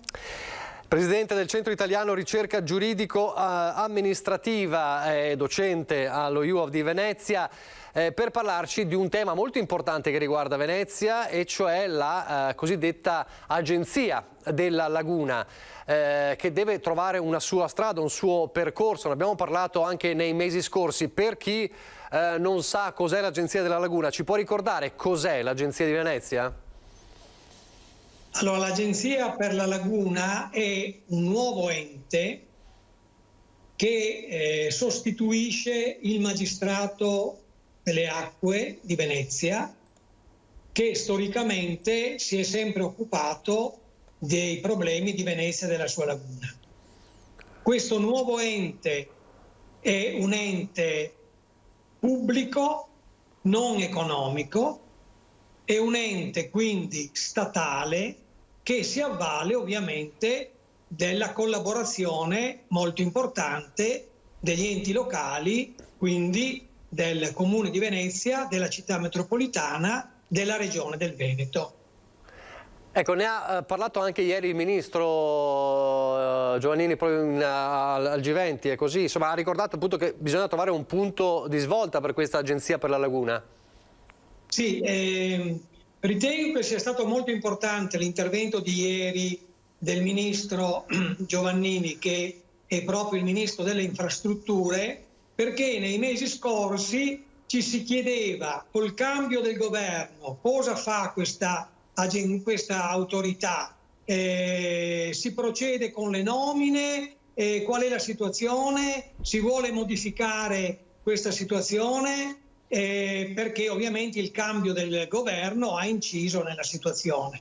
Le parole del ministro ieri hanno confermato che si farà l'autorità, perché il ministro ha detto procederemo nei prossimi giorni all'assetto dell'autorità. Quindi ha dato per scontato che la legge istitutiva non viene modificata e si procederà solamente eventualmente a delle modifiche relative all'assetto. Questo è molto importante perché ovviamente in questa situazione nella quale non c'è più il magistrato delle acque, che è il braccio operativo dello Stato a Venezia. Il consorzio Venezia Nuova è in liquidazione, quindi sta per sparire. C'è quindi un vuoto di potere.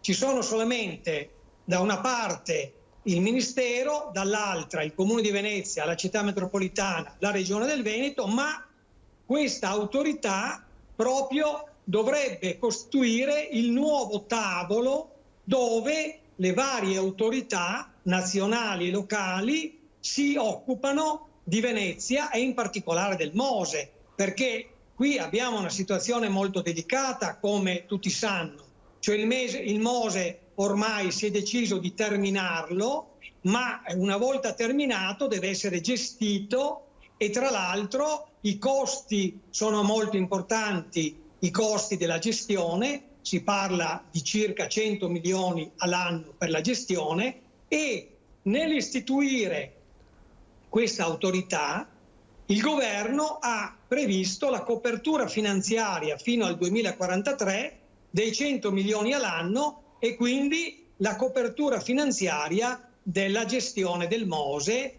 che naturalmente altrimenti sarebbe stato un problema appunto dal punto di vista anche dei costi della gestione e della manutenzione. Quindi da questo punto di vista le parole del ministro di ieri danno una risposta a quanti imprese da una parte, imprese del Mose, autorità, presidente del magistrato delle acque, sindaci, presidente della regione attendono ovviamente la creazione di questo tavolo per poter procedere come è previsto alla nomina del nuovo presidente, del comitato di gestione, del comitato consultivo, dove siederanno anche gli enti locali. Quindi ci sarà proprio una forte partecipazione degli enti locali alla gestione della città in una dimensione nazionale e internazionale. Ecco, questo punto è importante anche perché all'inizio, quando fu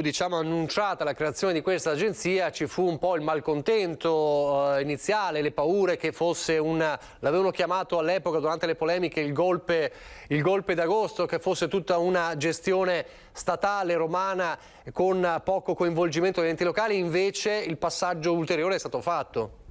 Ma io starei alle norme. Allora, questo nuovo ente sostituisce il magistrato. Quindi il magistrato era già statale. Il magistrato alle acque, che prima era statale, che in passato è stato l'organo della Repubblica Serenissima, che si è occupata sempre in maniera egregia della laguna e dei suoi problemi, quindi l'aspetto della presenza statale c'è sempre stato. Semmai si aggiunge invece in maniera importante la presenza della Regione del Veneto e dei comuni della Gronda lagunare. Quindi da questo punto di vista c'è un maggior coinvolgimento degli enti locali nell'autorità. Ecco, l'importante è fare presto, questo è il concetto, che la tabella di marcia sia velocizzata per dare poi risposte concrete sulla gestione del Mose.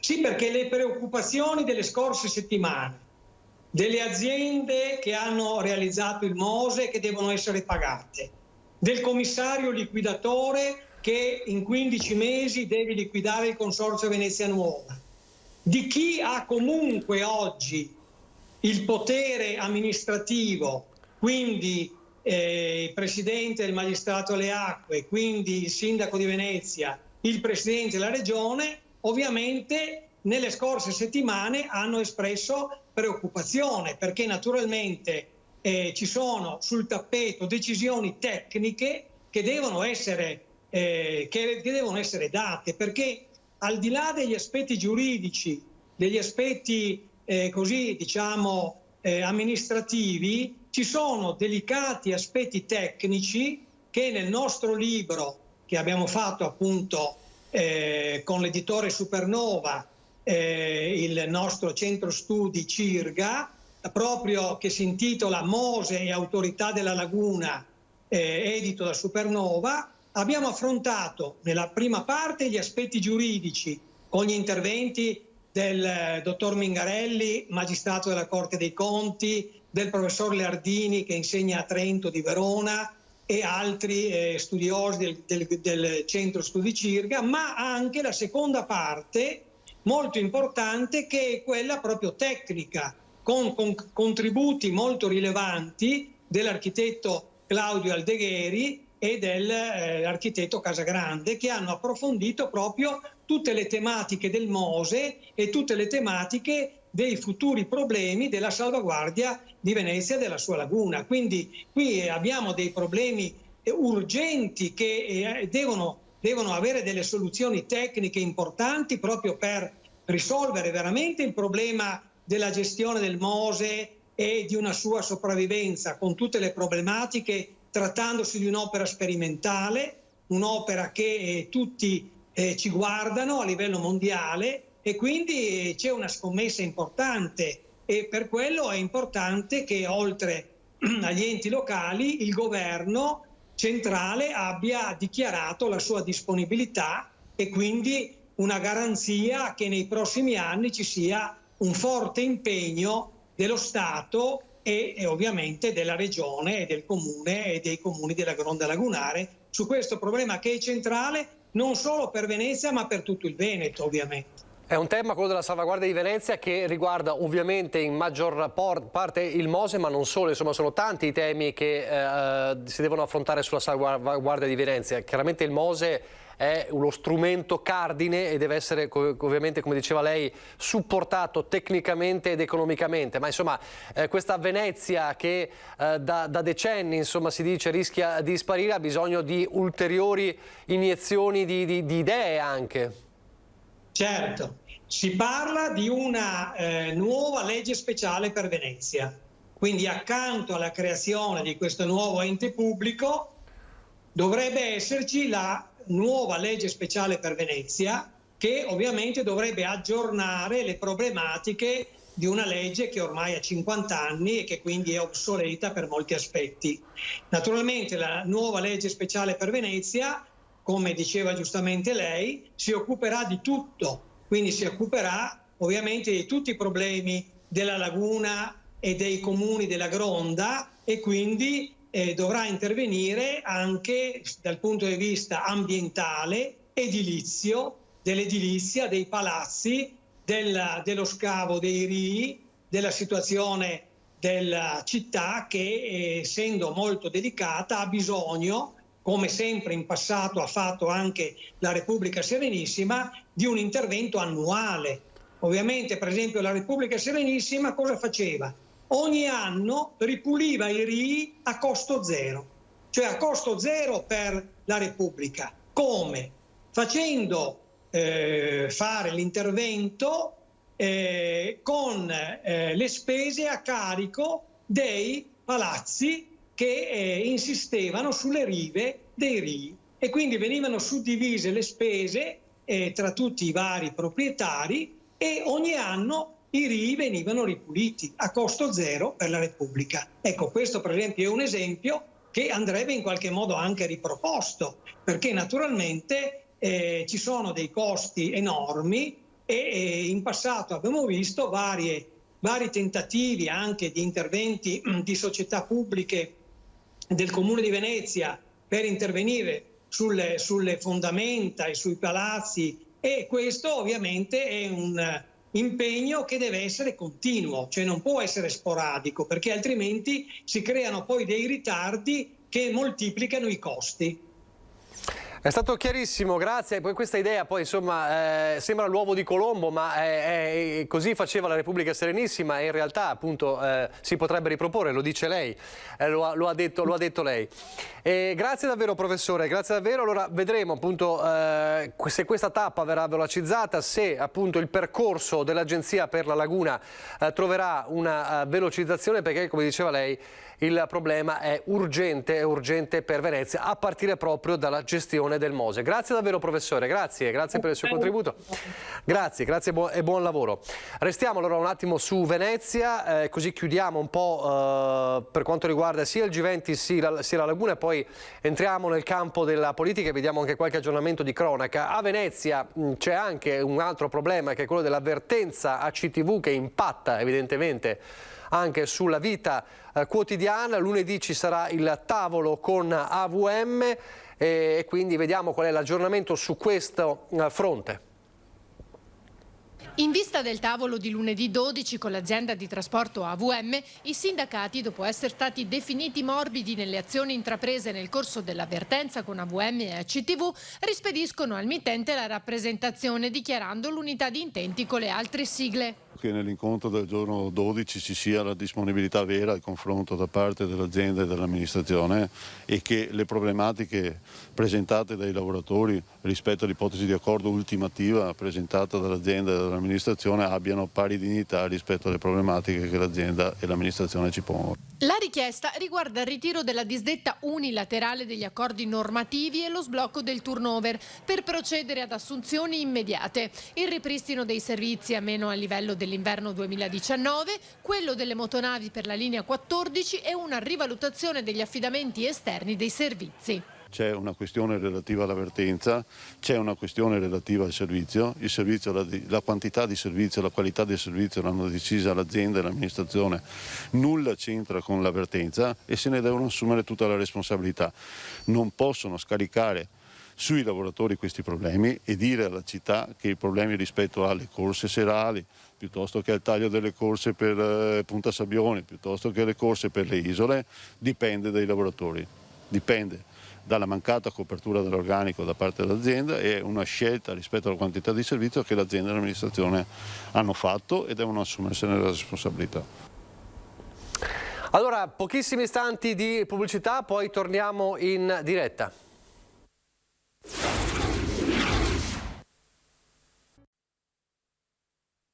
Signore e signori, vi presento un nuovo sindaco di Conegliano. Investitura direttamente dal presidente del Veneto Luca Zaia per Piero Garbellotto, candidato sindaco di Lega, Fratelli d'Italia e di Una Civica per Conegliano.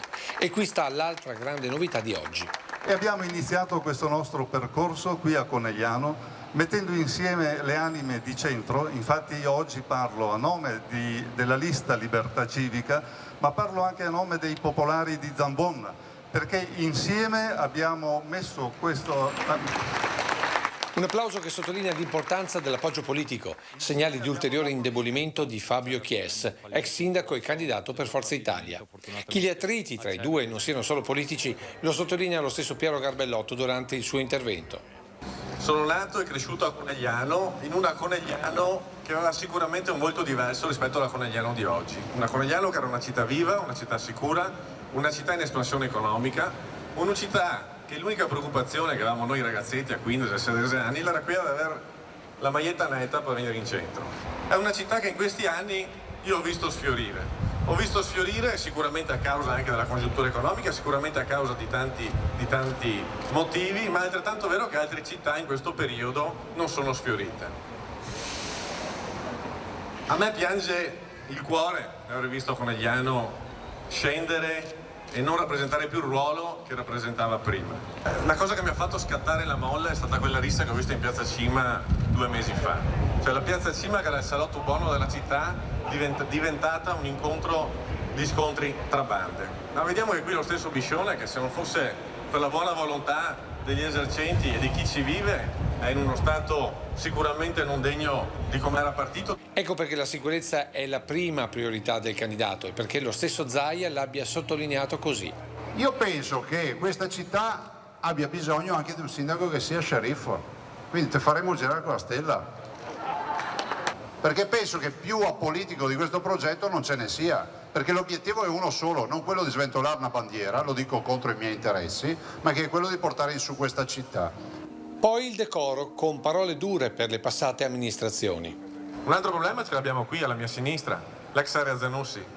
Io ho 41 anni, è 30 anni che sento parlare dell'ex area Zanussi, è 30 anni che si vede questo tumore al centro di una città come la nostra, è 30 anni che ci sono ancora i capannoni da demolire ed è, credo, 10 anni che è sottoposta a fallimenti e a quant'altro. Un approccio pratico per amministrare Conegliano, dunque, sottolineando infine dove l'imprenditore delle botti e presidente dell'Imoco troverà il tempo per fare il sindaco. Se lei mi sta dicendo che solo un nulla facente può fare il sindaco, vedrò di diventare un nulla facente. Io credo una cosa, ho detto mi ispirerò da Brugnano nel momento in cui vincerò. Ci ho messo 2 mesi a decidermi perché avevo bisogno di riorganizzare la mia vita, l'ho riorganizzata, sono pronto ad apprendere questa sfida e questo impegno. Allora ripartiamo da qui, ritorniamo in diretta, ripartiamo dalle amministrative e poi ovviamente allarghiamo il raggio. Saluto e ringrazio i rispettivi coordinatori provinciali dei loro partiti, ovvero Giovanni Zorzi, Partito Democratico, e Giuseppe Montuori, Fratelli d'Italia. Buongiorno. Buongiorno. Allora, amministrative, si scaldano i motori, il centrodestra comincia già a calare gli assi. Stamattina a Oderzo la presentazione anche di Maria Scardellato, un centrodestra, e partiamo da Montuori, che però a Conegliano vede Forza Italia assente, quindi non si è riuscita a ricomporre quella frattura che c'era già in essere. Così, Montuori? Sì, noi a Conegliano abbiamo provato a ricucire con Fabio, chiedendogli magari di fare un passo indietro vista la situazione che si era creata.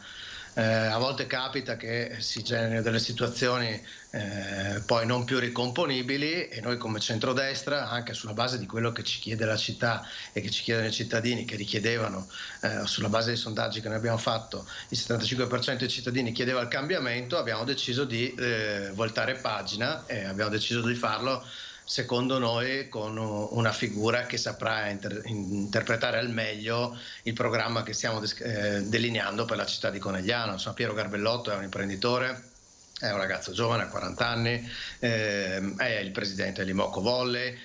Crediamo sia la figura ideale per rilanciare la città di Conegliano, che oggi oggettivamente è un po' in una fase, affronta una fase decadente, e quindi sarà necessario dargli nuova linfa, nuovi stimoli. Ovviamente noi come Fratelli d'Italia daremo il nostro contributo affinché questo avvenga.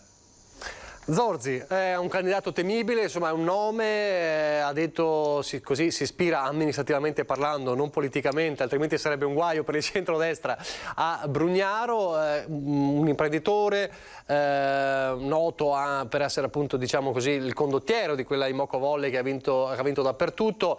Il PD, il centro-sinistra a Conegliano quando cala l'asso? Ma intanto trovo contraddittorie le dichiarazioni rilasciate dal candidato del centrodestra, della destra, perché alla fine è candidato di Lega e Fratelli d'Italia, Piero Garbellotto. Conegliano è sempre stata amministrata da amministrazioni di centrodestra, quindi veramente io non capisco allora cosa abbiano fatto in tutti questi anni. Cioè qui c'è anche da porre un tema di coerenza, di credibilità. Non si possono prendere in giro i cittadini in questo modo. Cioè sentire queste dichiarazioni vuol dire sconfessare il lavoro di Lega, Forza Italia, Alleanza Nazionale, tutti quelli che hanno amministrato il blocco politico di centrodestra, politico, civico, che ha amministrato la città in questi ultimi decenni. Quindi veramente trovo contraddittorio, parte male secondo me, se questo è il piglio che vuole dare. Ha più coerenza a questo punto Fabio Chies, che si candida per cercare di rivendicare il suo lavoro, il suo operato da questo punto di vista. Per quanto riguarda noi, come si era detto anche in un'ultima occasione in cui ci siamo incontrati, siamo visti qui in studio, noi stiamo lavorando sia a Conegliano che negli altri comuni per cercare di costruire una coalizione che sia la più coesa e coerente possibile. Quindi adesso stiamo cercando di affinare un po' quelle che possono essere le idee da portare avanti, la squadra, e poi in automatico dovrebbe emergere anche la figura del candidato sindaco, cioè di chi si esprimerà questa coalizione coesa e coerente. Guardi, io credo una cosa, che bisogna contestualizzare le amministrative del prossimo autunno, nel senso che avverranno in un momento in cui ci auguriamo l'emergenza sanitaria da Covid, ripeto, ci auguriamo sarà di fatto superata, e inizieranno invece a emergere in maniera chiara quelle che sono le conseguenze economiche e sociali determinate dalla pandemia. Quindi amministrare città importanti come Conegliano, come Montebelluna, come Oderzo, Villorba richiederà veramente uno sforzo di coesione e di coerenza nella visione, nella progettualità che si vuole portare avanti. I prossimi amministratori dell'autunno non saranno amministratori chiamati solo alla manutenzione delle strade, dei marciapiedi, saranno chiamati a imprimere un segno importante per le comunità che loro rappresenteranno, e quindi per questo serve veramente un programma, un insieme di idee, un sistema di valori che sia riconosciuto da tutti, e di conseguenza abbia un candidato sindaco che sia coerentemente espressione. Su questo stiamo lavorando, a giorni uscirà anche il candidato sindaco per Conegliano. Non credo che sia questo il tema, cioè noi vogliamo presentarci a città in ordine, in maniera, ripeto, coesa e compatta, perché sarà questo che chiederanno i cittadini. Conegliano stessa ha dimostrato, insomma, che coalizioni litigiose non portano da nessuna parte, lo stiamo vedendo in questi giorni, tra l'altro nella stessa Oderzo. Mi sembra che il tasso di litigiosità all'interno del centrodestra non sia garanzia per amministrazioni compatte e coese che garantiranno un operato efficace per i prossimi anni. Mi pare che anche a Montebelluna abbiano dei problemi da questo punto di vista, per non parlare di Villorba. Noi invece vogliamo lavorare sotto traccia, cercando poi di uscire, di presentarci ai cittadini, ripeto, in maniera coesa e coerente, in modo da essere altamente competitivi per l'appuntamento elettorale del prossimo autunno. Montuori, cosa risponde alla questione anche dei Conegliano? Dice Zorzi, insomma, il discorso che ha fatto Garbellotto sconfessa quello che ha fatto il centrodestra in questi ultimi anni. Beh, innanzitutto vorrei dire che ovviamente non si fa riferimento a un ventennio fa, perché sennò Conegliano non sarebbe mai stata quello che è stata, quando proprio è stata amministrata invece dal centrodestra, e è stata amministrata molto bene. Diversamente, se qualcuno a Conegliano avesse ritenuto che non era amministrata bene, avrebbe votato il PD, cosa che invece non è avvenuta. Detto questo, l'ultima parte in cui effettivamente c'è stata un'amministrazione di centrodestra che ha avuto delle problematicità legate forse a una certa litigiosità dell'amministrazione, e non teniamo in considerazione che chi guida una giunta e anche chi poi intermedia attraverso i cittadini forse non è riuscito per n motivi a gestire la situazione della città di Conegliano al meglio. Quindi la scelta coerente del centro-destra, perché vorrei sottolineare che è centro-destra, perché di certo Zambon non è ascrivibile, il gruppo di Floriano Zambon non è ascrivibile alla destra, idem per Finesso. Quindi il centrodestra conegliano, che è rappresentato dal candidato sindaco Garbellotto, ha ritenuto che fosse il momento di dare un'inversione di rotta a questa fase un po' decadente della città di Conegliano, e quindi ha deciso proprio di cambiare traiettoria. Credo ci sia una coerenza assoluta in questo, ed è la ragione per cui abbiamo scelto un altro nome diverso da quello di Fabio Chies. Tutto qui. È normale, può accadere che in un periodo storico una città abbia una fase decadente perché non c'è la stessa tenacia nell'amministrarla o la stessa coesione nell'amministrarla. Ora, non è che questo vuol dire che noi imputiamo a Fabio Chies tutte le colpe dell'ultimo periodo. È evidente che per un periodo Conegliano è stata fiorente, guidata dal centro-destra, e noi vogliamo riportare alla stessa brillantezza, alla stessa visibilità, alla stessa attrattività la città di Conegliano come lo era qualche anno fa, quando era guidata dal centrodestra. Se fosse andato così male, il PD oggi sarebbe al governo di Conegliano. Non mi pare che non ci sia mai stato, quindi voglio dire, su questo non abbiamo dubbi che non abbiamo sbagliato tanto. C'è una correzione di rotta da fare e noi siamo interpreti di quella correzione di rotta. Zorzi.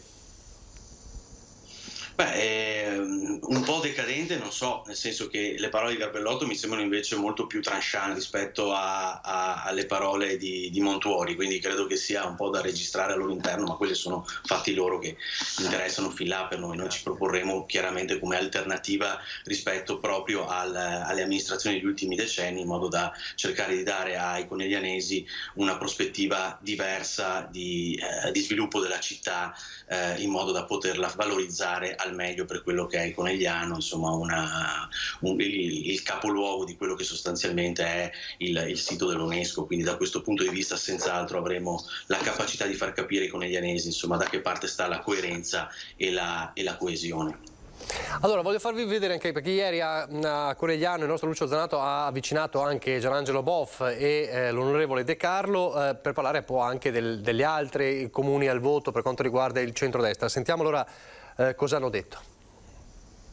Divisi al governo ma uniti a Conegliano. Beh, insomma, il centrodestra localmente deve correre unito, l'abbiamo sempre detto. Come dire che non solo per Conegliano i giochi sono fatti, lo conferma anche il commissario provinciale della Lega e gran cerimoniere delle candidature concordate. A Villorba noi abbiamo fatto una sintesi con l'amministrazione uscente, con i militanti della sezione, eccetera, e giustamente abbiamo la candidatura di Francesco Soligo, che è una persona che ha esperienza amministrativa, è stato già vice sindaco di Marco. Scelta che però non accontenta tutti, con la consigliera Emanuela Parchi decisa a correre da sola.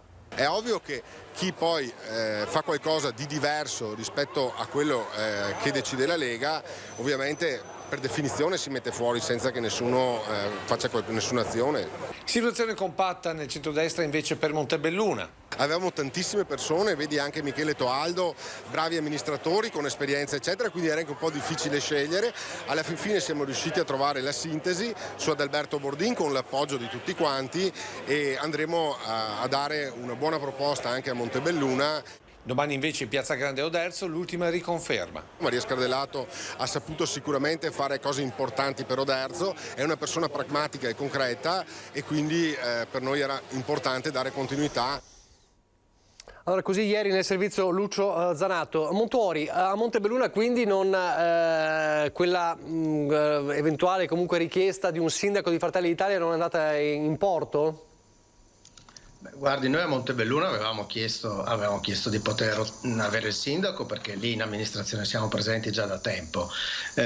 Abbiamo lavorato con io e Gianangelo in questi mesi per trovare la sintesi su tutti i comuni. Abbiamo ritenuto di poter fare un passo indietro con senso di responsabilità perché il fine è sempre andare ad amministrare insieme e quindi abbiamo deciso che a Montebelluna non avremo il sindaco, avremo il vice sindaco come in molte altre città e abbiamo trovato la sintesi in tutti i comuni parlandoci e dialogando in maniera molto pacata e molto tranquilla io e Gianangelo con l'avvallo poi del suo coordinatore regionale Stefani e del mio coordinatore amico Luca De Carlo che hanno poi validato il nostro accordo e quindi noi abbiamo trovato, devo dire, un'immediata sintesi in tutti i comuni e questo ci farà fare una campagna elettorale eccellente. Oggi eravamo con Maria Scardellato a Oderzo, alla presenza di Luca Zaia, del coordinatore regionale De Carlo, di Gianangelo Boff. Le persone ci danno molta fiducia e crediamo di meritarcela e dobbiamo anche guadagnarcene ulteriore nelle città che andremo ad amministrare. Non c'è il rischio che magari la base chieda qualcosa di più, visto anche i rapporti di forza insomma, a livello nazionale, Fratelli d'Italia con una Giorgia Meloni che addirittura arriva a superare Salvini? È chiaro che il nazionale e il locale sono due realtà diverse, la politica e l'amministrazione locale sono due realtà diverse, ma non c'è il rischio che magari qualcuno dalla base, insomma dall'elettore dica forse ci voleva qualcosa in più per noi, per Fratelli d'Italia, le amministrative?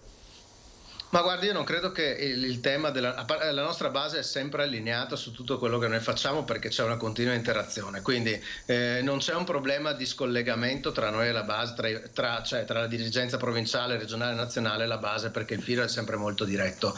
Le scelte sono condivise e credo che tutti siano assolutamente d'accordo che quello che oggi noi stiamo facendo sia il miglior risultato che un partito come Fratelli d'Italia oggi possa portare a casa. Direi anche forse va anche un po' oltre quelle che potrebbero essere le aspettative. È vero che il livello nazionale vale il 20%, noi non ci possiamo dimenticare che oggi, dico oggi perché domani sarà diverso, I dati nella provincia di Treviso ci danno leggermente più bassi. Noi ovviamente lavoriamo per colmare il gap che ci divide dai numeri del nazionale, cerchiamo di farlo, ma crediamo anche che quando c'è da fare una trattativa, le trattative da entrambi i fronti vadano fatte con buon senso, perché quando vengono fatte con buon senso i risultati vanno sempre a vantaggio di tutti. Credo che oggi il contributo di Fratelli d'Italia e la Lega sia determinante in alcune città per vincere, ma poi, come lo è sempre quello anche delle opposizioni, tanto più però in questo caso dove noi saremo parte delle amministrazioni, sia in termini di valore aggiunto e di contenuti che ci possono vedere con le nostre posizioni all'interno delle amministrazioni, che quindi possiamo portare il nostro valore anche all'interno delle amministrazioni, delle giunte della Lega,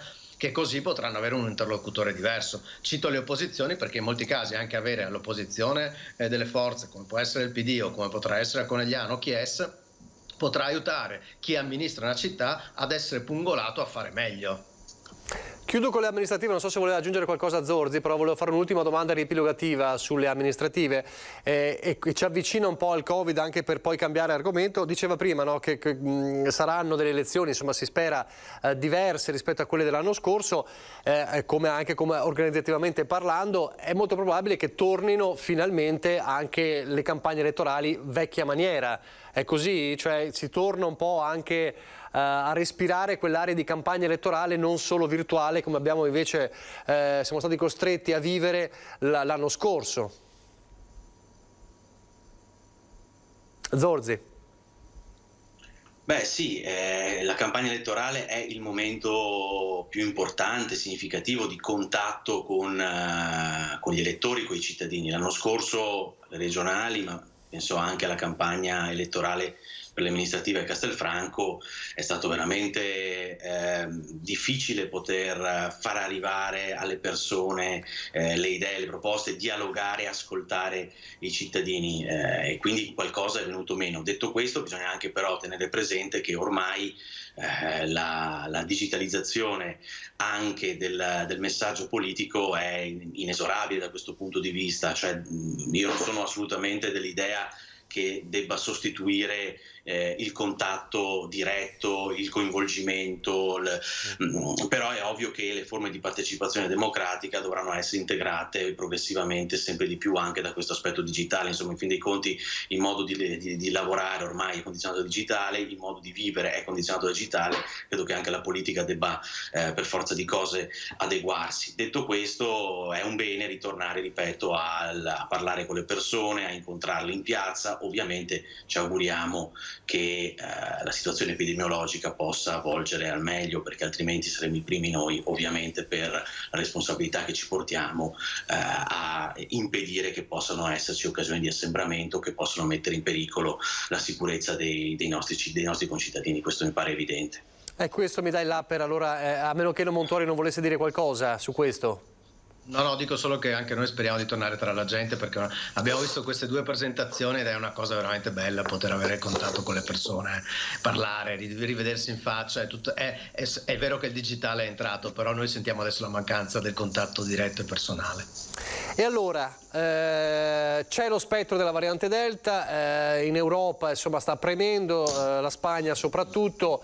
Il Veneto, l'abbiamo parlato all'inizio della nostra edizione straordinaria con il direttore generale Benazzi, la situazione è sotto controllo, però i contagi aumentano, ci sono ovviamente la maggior parte delle persone sono asintomatiche, ma è un contagio da tenere d'occhio.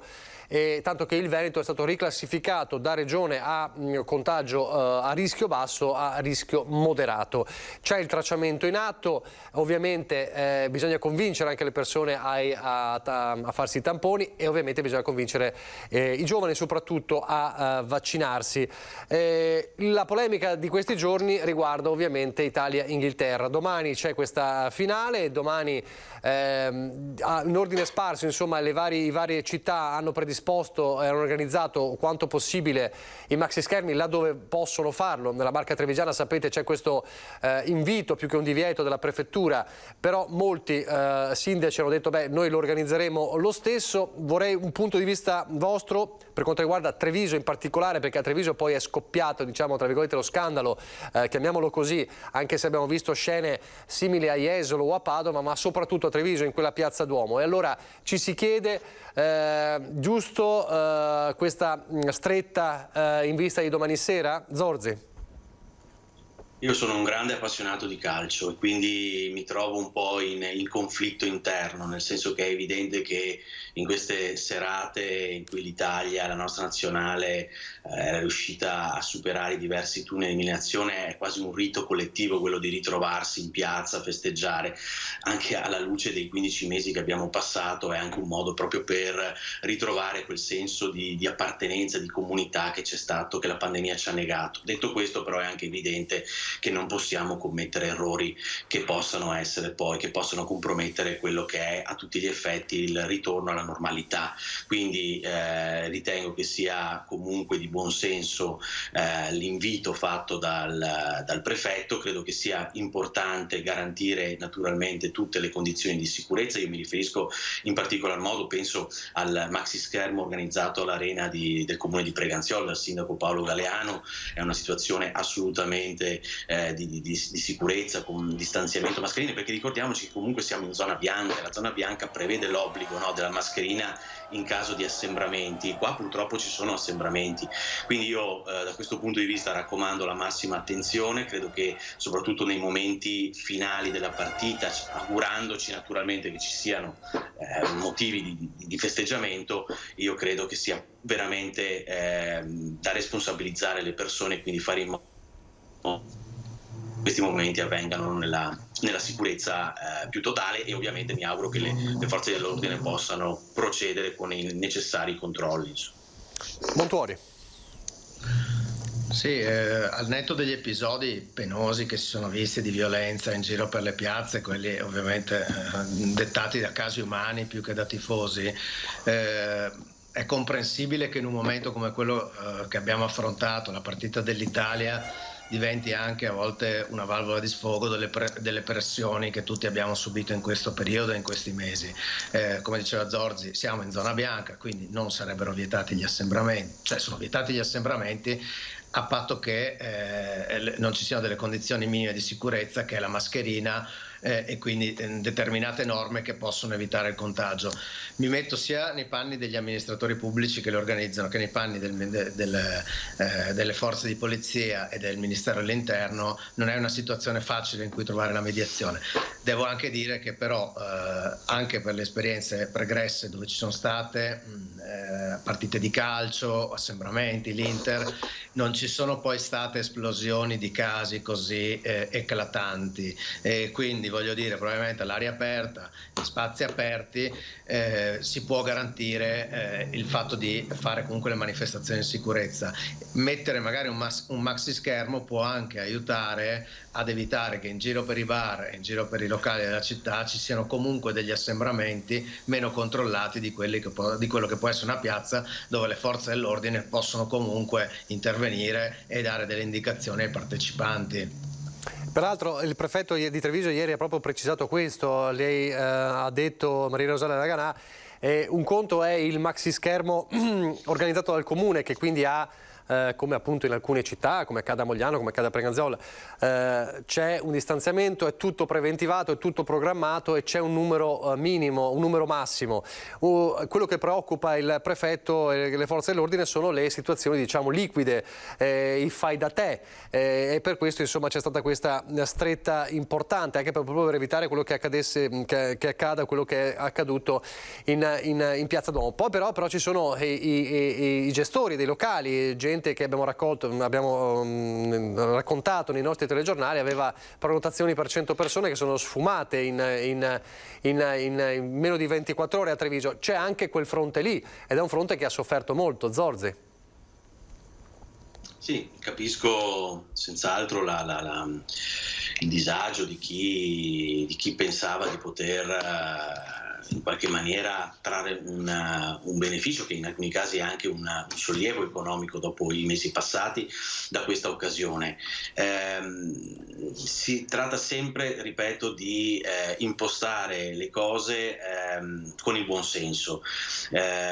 Io credo che quei gestori di quei locali che sono in grado di garantire il giusto distanziamento rispetto di quelle che sono ormai delle minime veramente norme norme di condotta, no? Il distanziamento fisico, la mascherina, secondo me non hanno nulla da temere da questo punto di vista. Io ritengo che il problema principale non sia tanto il momento della partita, ma infatti sono le scene che citava anche Montuori, il dopo, è quello il momento in cui veramente c'è il rischio, no, di assembramenti incontrollati e di rischio di trasmissione di contagi, anche perché stiamo parlando di momenti aggregativi che coinvolgono quelle fasce d'età della popolazione che ad oggi qui in Veneto non risultano ancora coperte e immunizzate, coperte dalla vaccinazione, quindi immunizzate, e che vediamo in giro per l'Italia essere proprio i soggetti purtroppo più colpiti dalla variante Delta, proprio perché non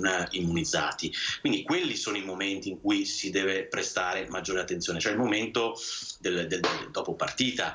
Durante la partita, ripeto, sta al buon senso del gestore riuscire a organizzare gli spazi e fare in modo che tutto avvenga in regola. Ecco, allora aiutateci anche voi a fare da megafono per i vostri appelli, l'abbiamo chiesto al direttore Benazzi. Montuori, insomma, tutti ovviamente tiferemo Italia, ai ragazzi che magari domani vorranno vedere la partita in giro, eccetera, cosa diciamo? Chiediamo a tutti di vedere la partita, di cercare di non fare le orde barbariche che poi nel dopo partita si ammassano per festeggiare. Capisco che è difficile, chiediamo di indossare la mascherina perché già quella aiuta molto. Sappiamo che all'aperto se c'è un contatto stretto con la mascherina non ci dovrebbero essere particolari problemi. È un sacrificio minimo che non credo possa rovinare i festeggiamenti. Mi dispiace anche perché per i ristoratori che ovviamente lamentano il fatto di avere poi difficoltà nel gestire le partite presso i locali. Speriamo che sia il loro ultimo sforzo. A chi lo farà in sicurezza lo potrà fare. A tutti chiediamo però, come oggi anche a Oderzo ha ricordato il governatore Zaia e tutti i nostri rappresentanti di Fratelli d'Italia ricordano, non è che ci dobbiamo abbandonare la prudenza. Se stiamo ammassati usiamo una mascherina quando siamo vicini, se siamo distanziati a 1 metro possiamo anche non utilizzarla, ma al massimo senso di responsabilità anche durante un festeggiamento. Zorzi, credo anche lei, perché ripetita Juventus, insomma, ai ragazzi cosa diciamo? Di rispettare quelle 2 regole semplicissime della zona bianca che ci permetteranno poi di poter continuare su questa strada della ripresa, del ritorno a normalità. Quindi mascherina e distanziamento fisico sono veramente 2 regole basilari che ci permettono di evitare poi di complicarci la vita e di tornare magari in situazioni che abbiamo conosciuto nei mesi scorsi e non vale la pena. Capisco perfettamente il momento, capisco che ci sia grande voglia di tornare a festeggiare per qualcosa. Facciamolo con responsabilità e con buon senso e con intelligenza. Allora, pubblicità, lo chiedo anche alla regia, Francesco Cerone e Mattia Pizzaglia, che ringrazio come sempre, poi torniamo in diretta, torneremo a parlare di G20, di DL Zan, perché si avvicina poi il voto in aula il 13, e poi anche della riforma della giustizia. Allora, pubblicità e poi in diretta.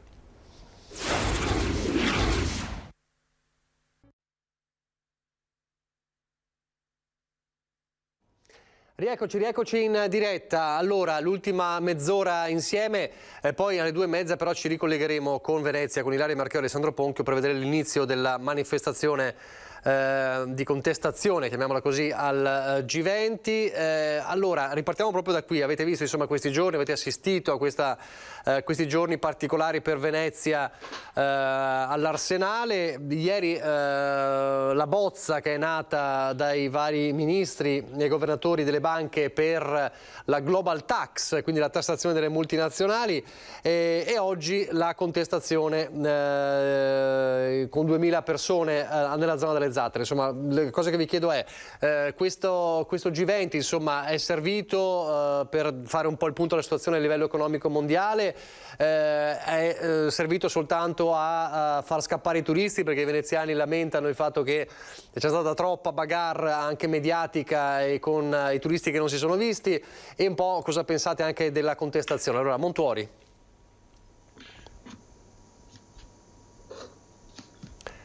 Non la sentiamo, forse non ha attivato l'audio.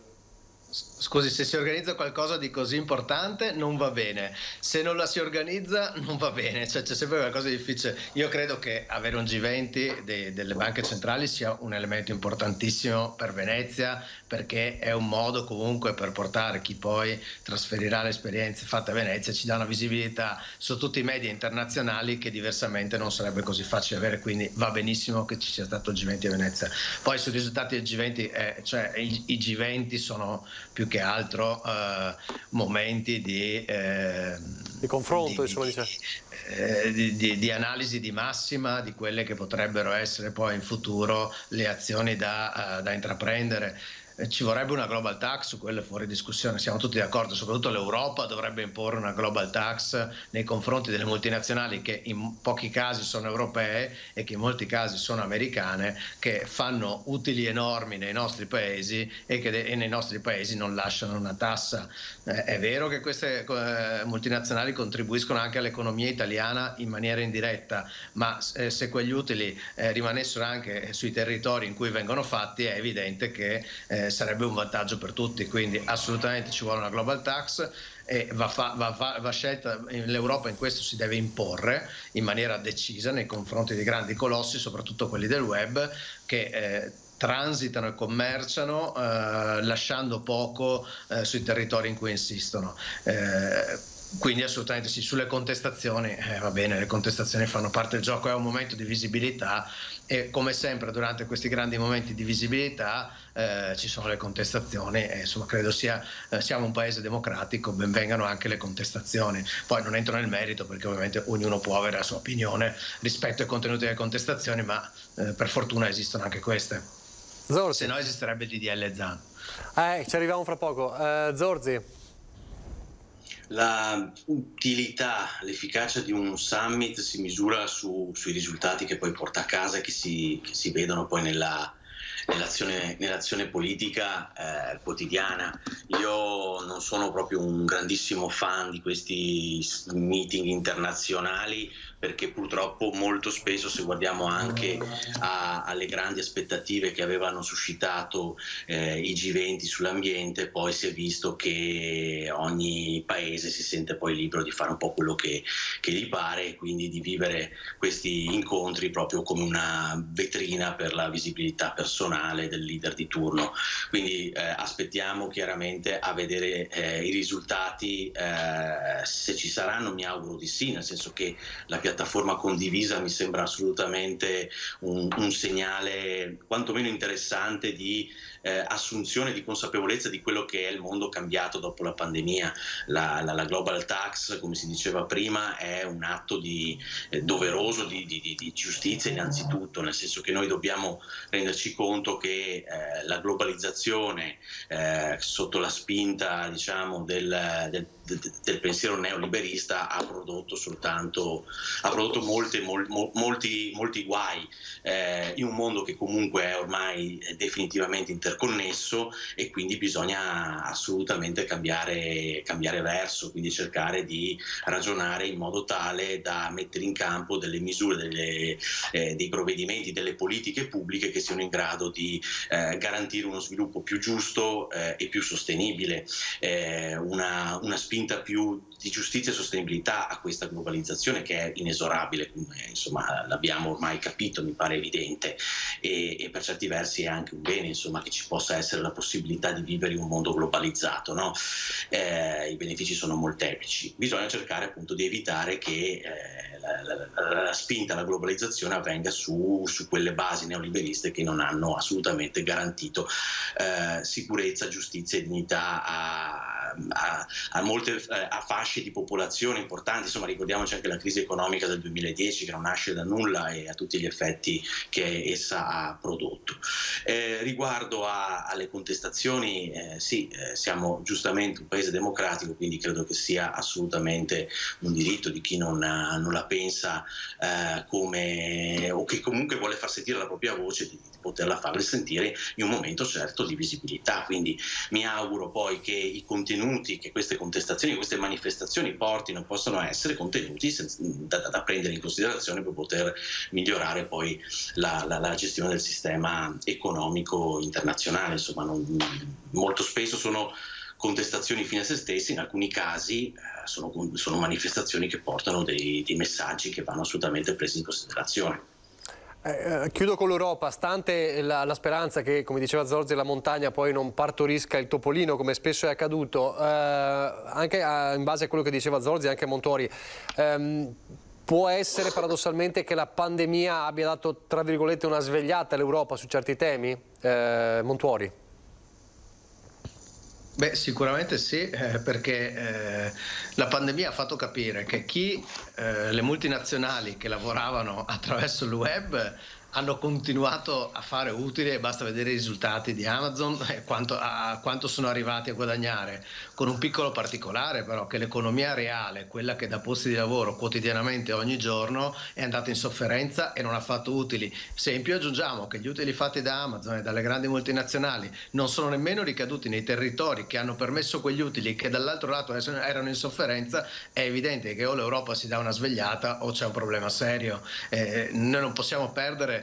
Cioè, oggi tutti parlano di reshoring, cioè di riportare la manifattura all'interno dell'Europa, e noi, anche gli industriali dicono riportiamo la manifattura in Italia, è l'unico modo che abbiamo di mantenere la ricchezza sul territorio. Diversamente saremo sempre preda delle multinazionali che commercializzano prodotti e decidono sempre loro come commercializzarli e quanto fare di margine, salvo non lasciarci niente, cosa che invece un'azienda normale mediamente lascia il 50% sul territorio di quello che guadagnano nei territori in cui in cui insistono, che gli permettono di fare utili.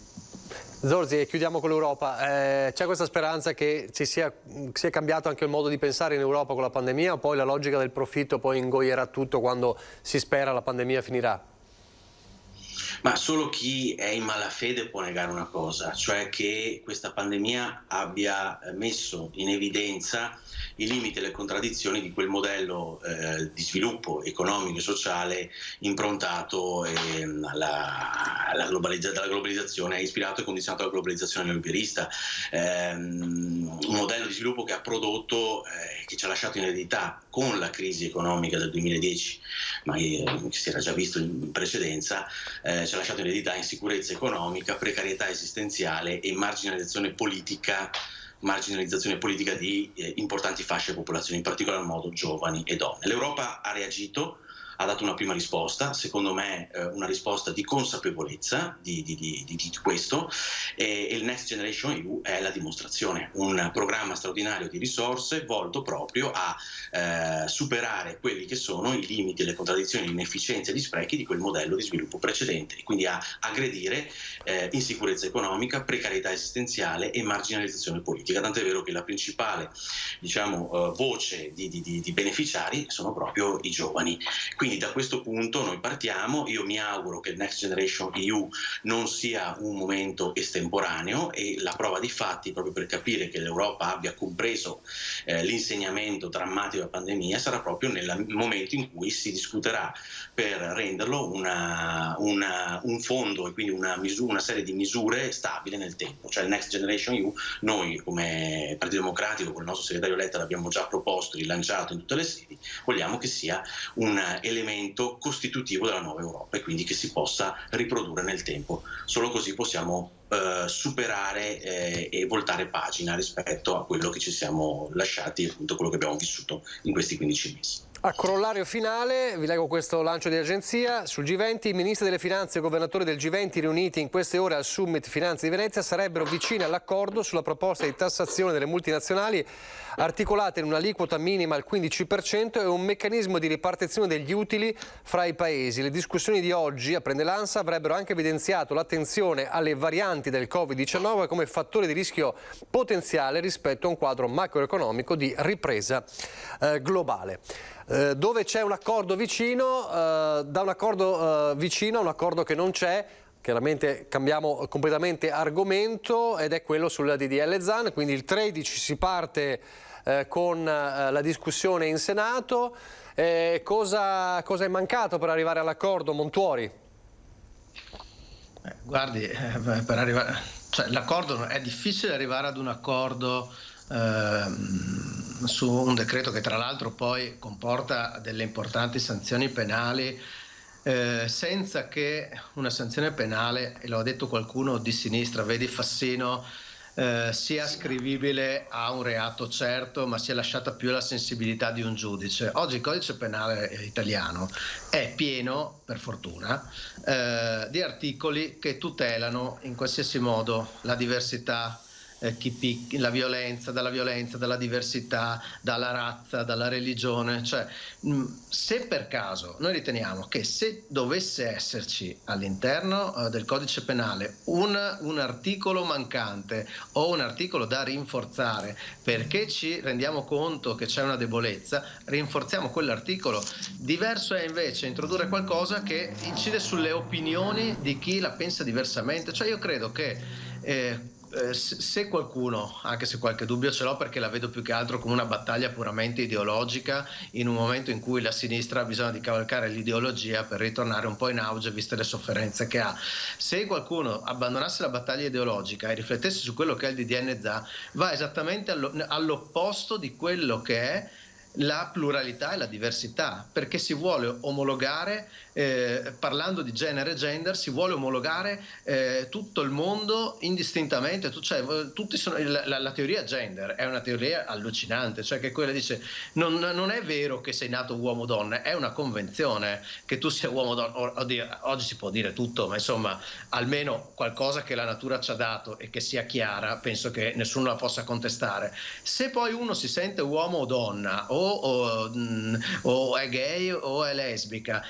chi lo discute, chi lo mette in discussione e chi per questo lo giudica? Cioè nessuno, penso, di destra ha questa intenzione o vede che questo possa essere un tema che ci divide dalla sinistra. Ci divide il fatto che tutti possono essere omologati e che nelle scuole venga spiegata la teoria gender e che vengano rafforzate, inserite delle normative che nulla hanno a che vedere con la tutela delle persone e dei cittadini, perché qui si parla della tutela dei cittadini, la legge non fa distinzione.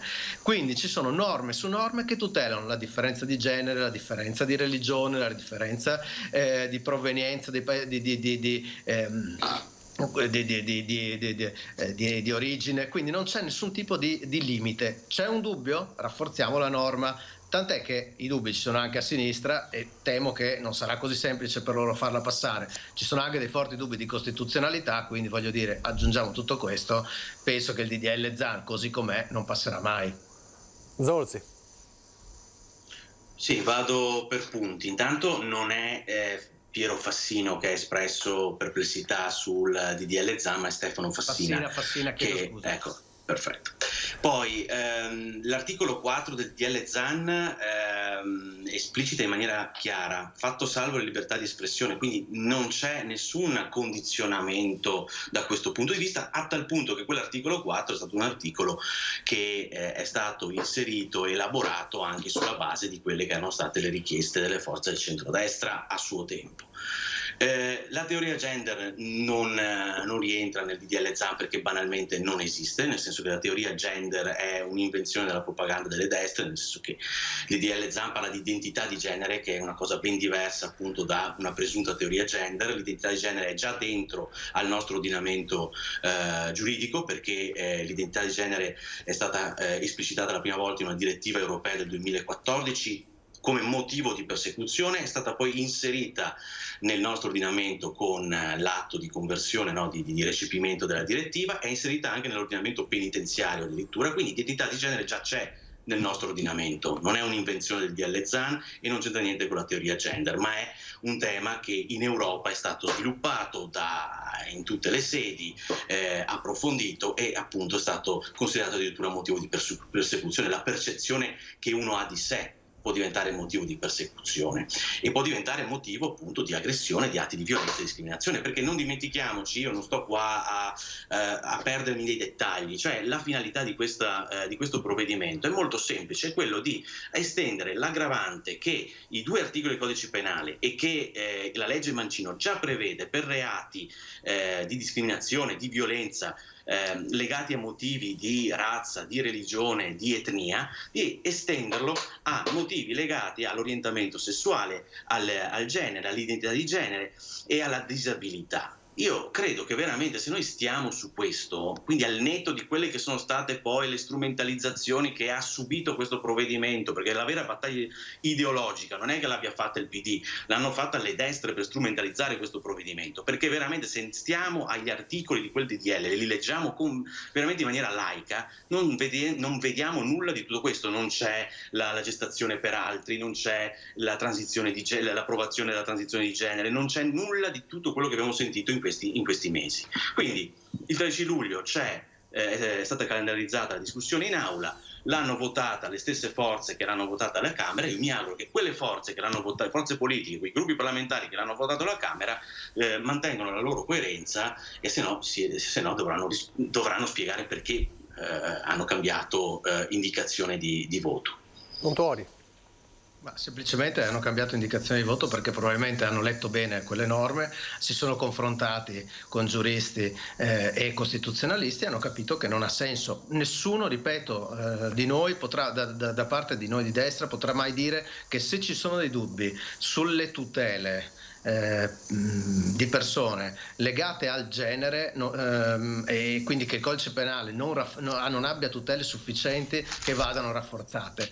Tutto il resto, quello la giornata, l'istituzione della giornata, cioè stiamo parlando di cose davvero senza senso, come se il codice penale non fosse sufficiente e servisse una legge specifica con un articolo 4 che è tutto da discutere, anche proprio sotto il profilo costituzionale, perché limita la libertà di espressione in alcuni casi, che è tutto da discutere, e che concentriamoci sulle tutele, concentriamoci sul codice penale e su quello che si ritiene possa non esserci. Quando abbiamo fatto quello non serve il DDL Zan, serve un rafforzamento di eventuali norme del codice penale. Non vedo dove sia il problema. Qui non penso che nessuno troverà l'opposizione non disposta a ragionare in questi termini, assolutamente. Penso che sia doveroso difendere qualsiasi cittadino indipendentemente da come la pensi, da che origine abbia, da che scelta di sesso abbia fatto e da che scelta sentimentale abbia. Nessuno di noi può pensarla in maniera diversa. Ecco, però entrambi dite sostanzialmente dal punto di vista diversi la stessa cosa, cioè che al netto, diciamo, della questione politica sarebbe molto semplice portare avanti da una parte oppure dire non basta dall'altra parte. Cosa manca allora? Allora è una questione politica.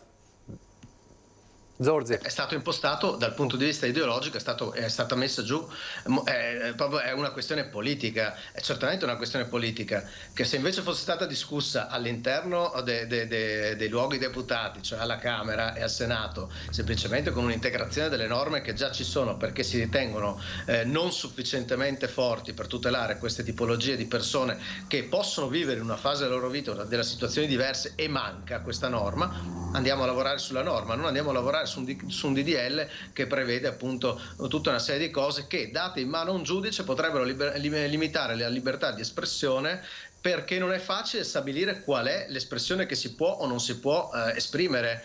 E quindi in questo caso ci sono i limiti costituzionali, e questa è una discussione che emergerà non appena dovesse andare avanti il percorso di questa legge. Zorzi.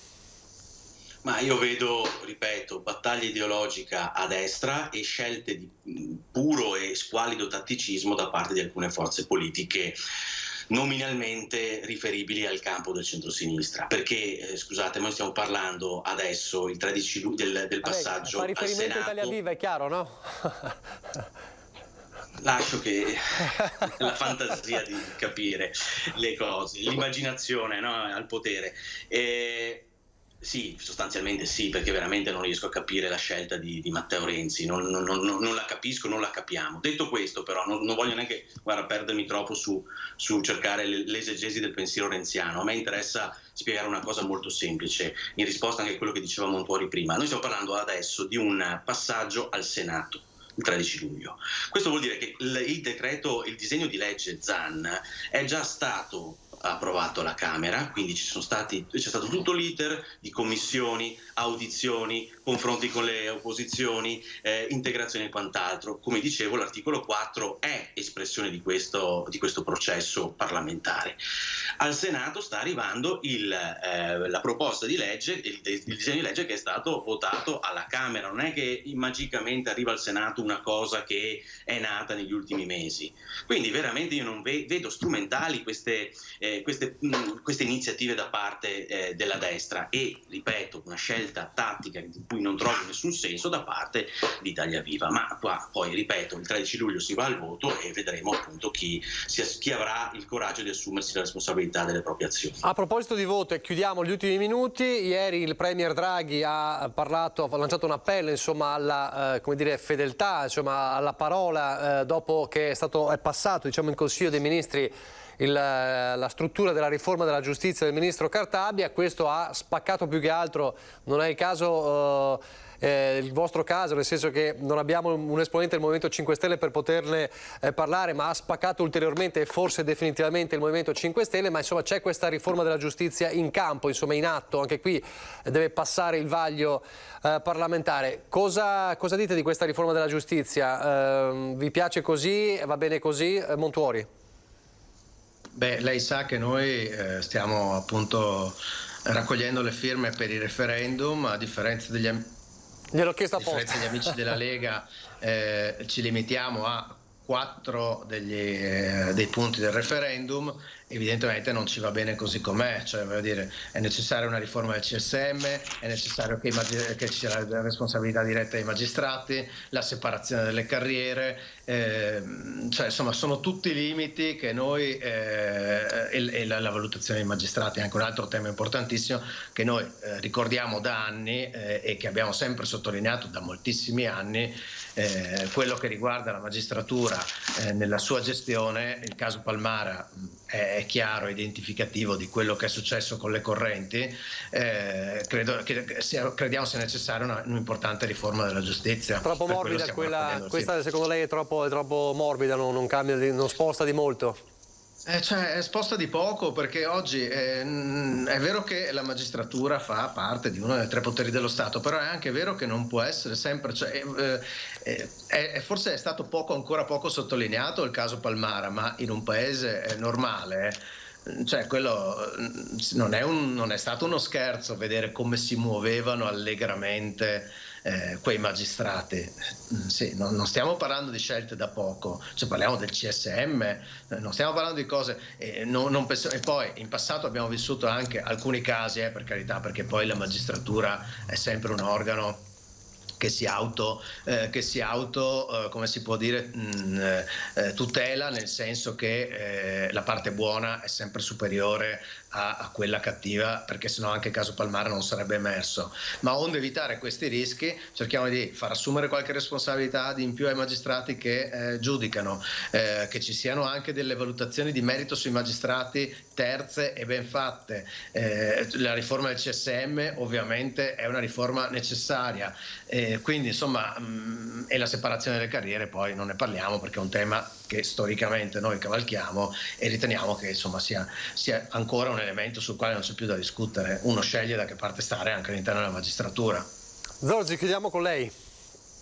Beh, noi siamo chiaramente come Partito Democratico diciamo con un giudizio positivo di quello che è stato il lavoro della ministra Cartabia sul tema appunto della riforma della giustizia, nel senso che sono state accolte molte delle nostre proposte, le più importanti, senz'altro quello che noi chiedevamo, cioè la correzione radicale della prescrizione è stato fatto, inoltre sono stati aggiunti alcuni elementi che riconosciamo essere, diciamo, patrimonio delle nostre proposte, dai riti alternativi che incentivano i patteggiamenti senza penalizzazioni, la presunzione di non colpevolezza, l'ampliamento della giustizia riparativa. Insomma, per noi è un passo avanti che dimostra senz'altro l'autorevolezza e l'efficienza diciamo dell'operato di questo governo.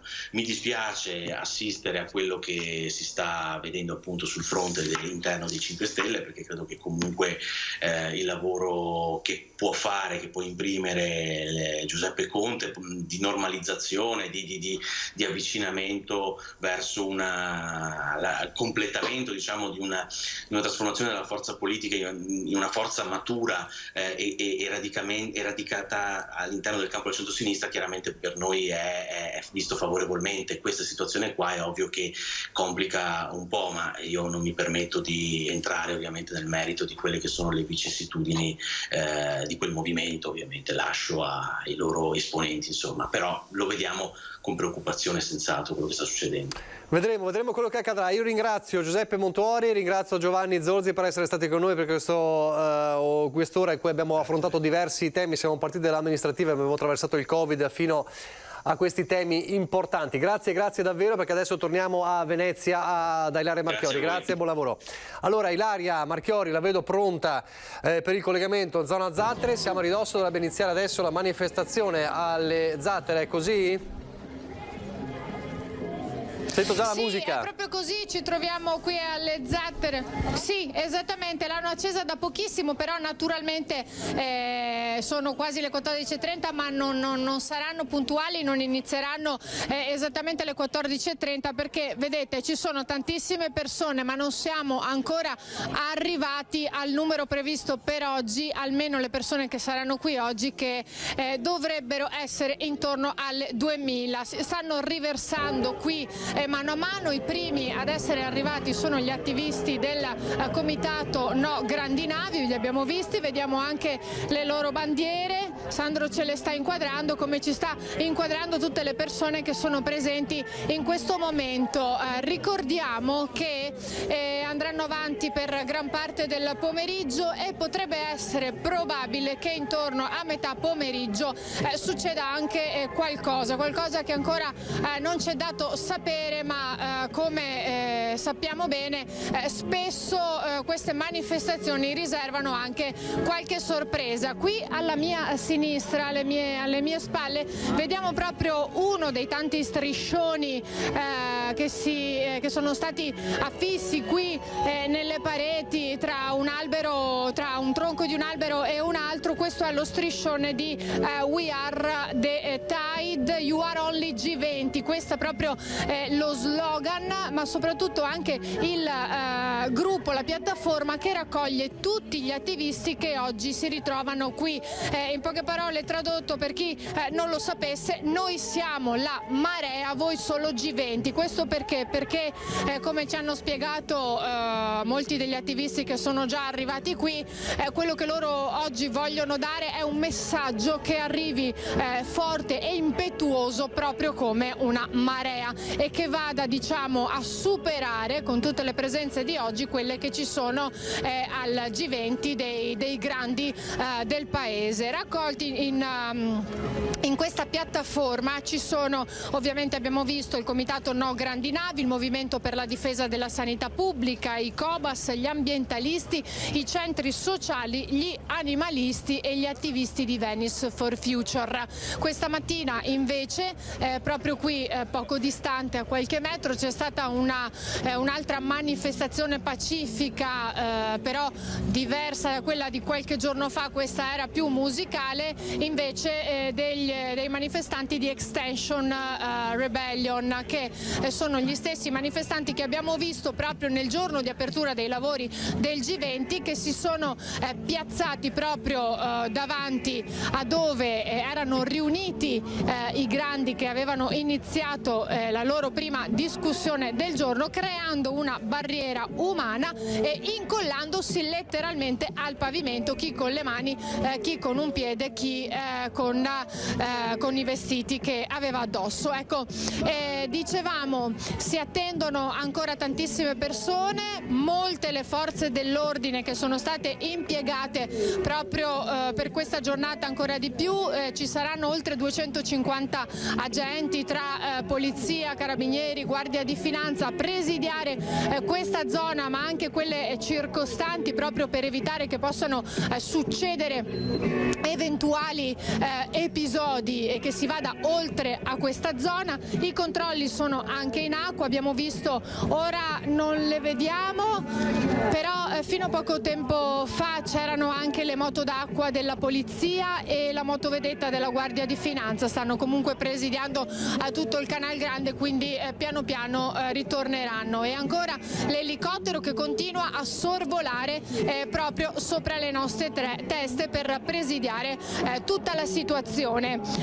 Il timore però, ed è quello che diciamo di cui si è parlato proprio in questi giorni, è che possono arrivare invece diciamo quelli che sono gli attivisti considerati più violenti, i black bloc, ma i controlli sono tantissimi e quindi si spera che non riescano ad arrivare. Come state sentendo, io mi sposto, la manifestazione sta per iniziare. Con un sistema, un impianto di sicurezza assurdo messo in campo per poter proteggere, per poter rendere invivibile e non attraversabile questa città durante le iniziative del G20. È già un successo essere qui, la piazza adesso appunto avremo tanti interventi, Nel frattempo stanno arrivando anche rappresentanti del mondo politico, delle istituzioni. Abbiamo appena visto qui anche Gianfranco Bettin, l'ex presidente della municipalità di Marghera, e mano a mano troveremo anche altri rappresentanti delle istituzioni che saranno qui oggi. Ecco, ora se non ci sono altre domande, Nicola, io restituisco la linea allo studio. Facciamo così, sentiamo ancora qualche secondo di questa voce, insomma, che sta introducendo la manifestazione. Tanti lo dimostra, adesso dopo di me ci saranno tanti interventi, tanti contributi, e invito anzi, se qualcuno vuole dare il proprio contributo, a venire qui a prendere il microfono, a segnarsi, il microfono è ovviamente aperto. Buona manifestazione a tutti. Inizia la manifestazione. Saranno in molti a prendere. Sì, ora prenderanno la parola in molti e poi si attende il clou proprio della manifestazione, che dovrebbe essere intorno alle 15:30, quando dovrebbero arrivare tutti i manifestanti. Lo ripeto, si parla di circa 2000 persone. Perfetto, allora ce lo racconterai poi con le immagini e con le tue interviste. Grazie allora Ilaria Marchiori e grazie a Sandro Ponchio. Siamo davvero in chiusura, abbiamo voluto insomma vedere l'inizio della manifestazione, anche se il clou sarà tra circa un'ora. Ve lo racconteremo nei nostri telegiornali a partire dalle 18:30 con il telegiornale del Veneto e poi il telegiornale di Venezia, poi alle 19:30 come sempre l'appuntamento con Treviso. Ringrazio Mattia Pizzai e Francesco Ceron in regia, grazie per averci seguito. Allora alle 18:30 l'appuntamento con il telegiornale del Veneto.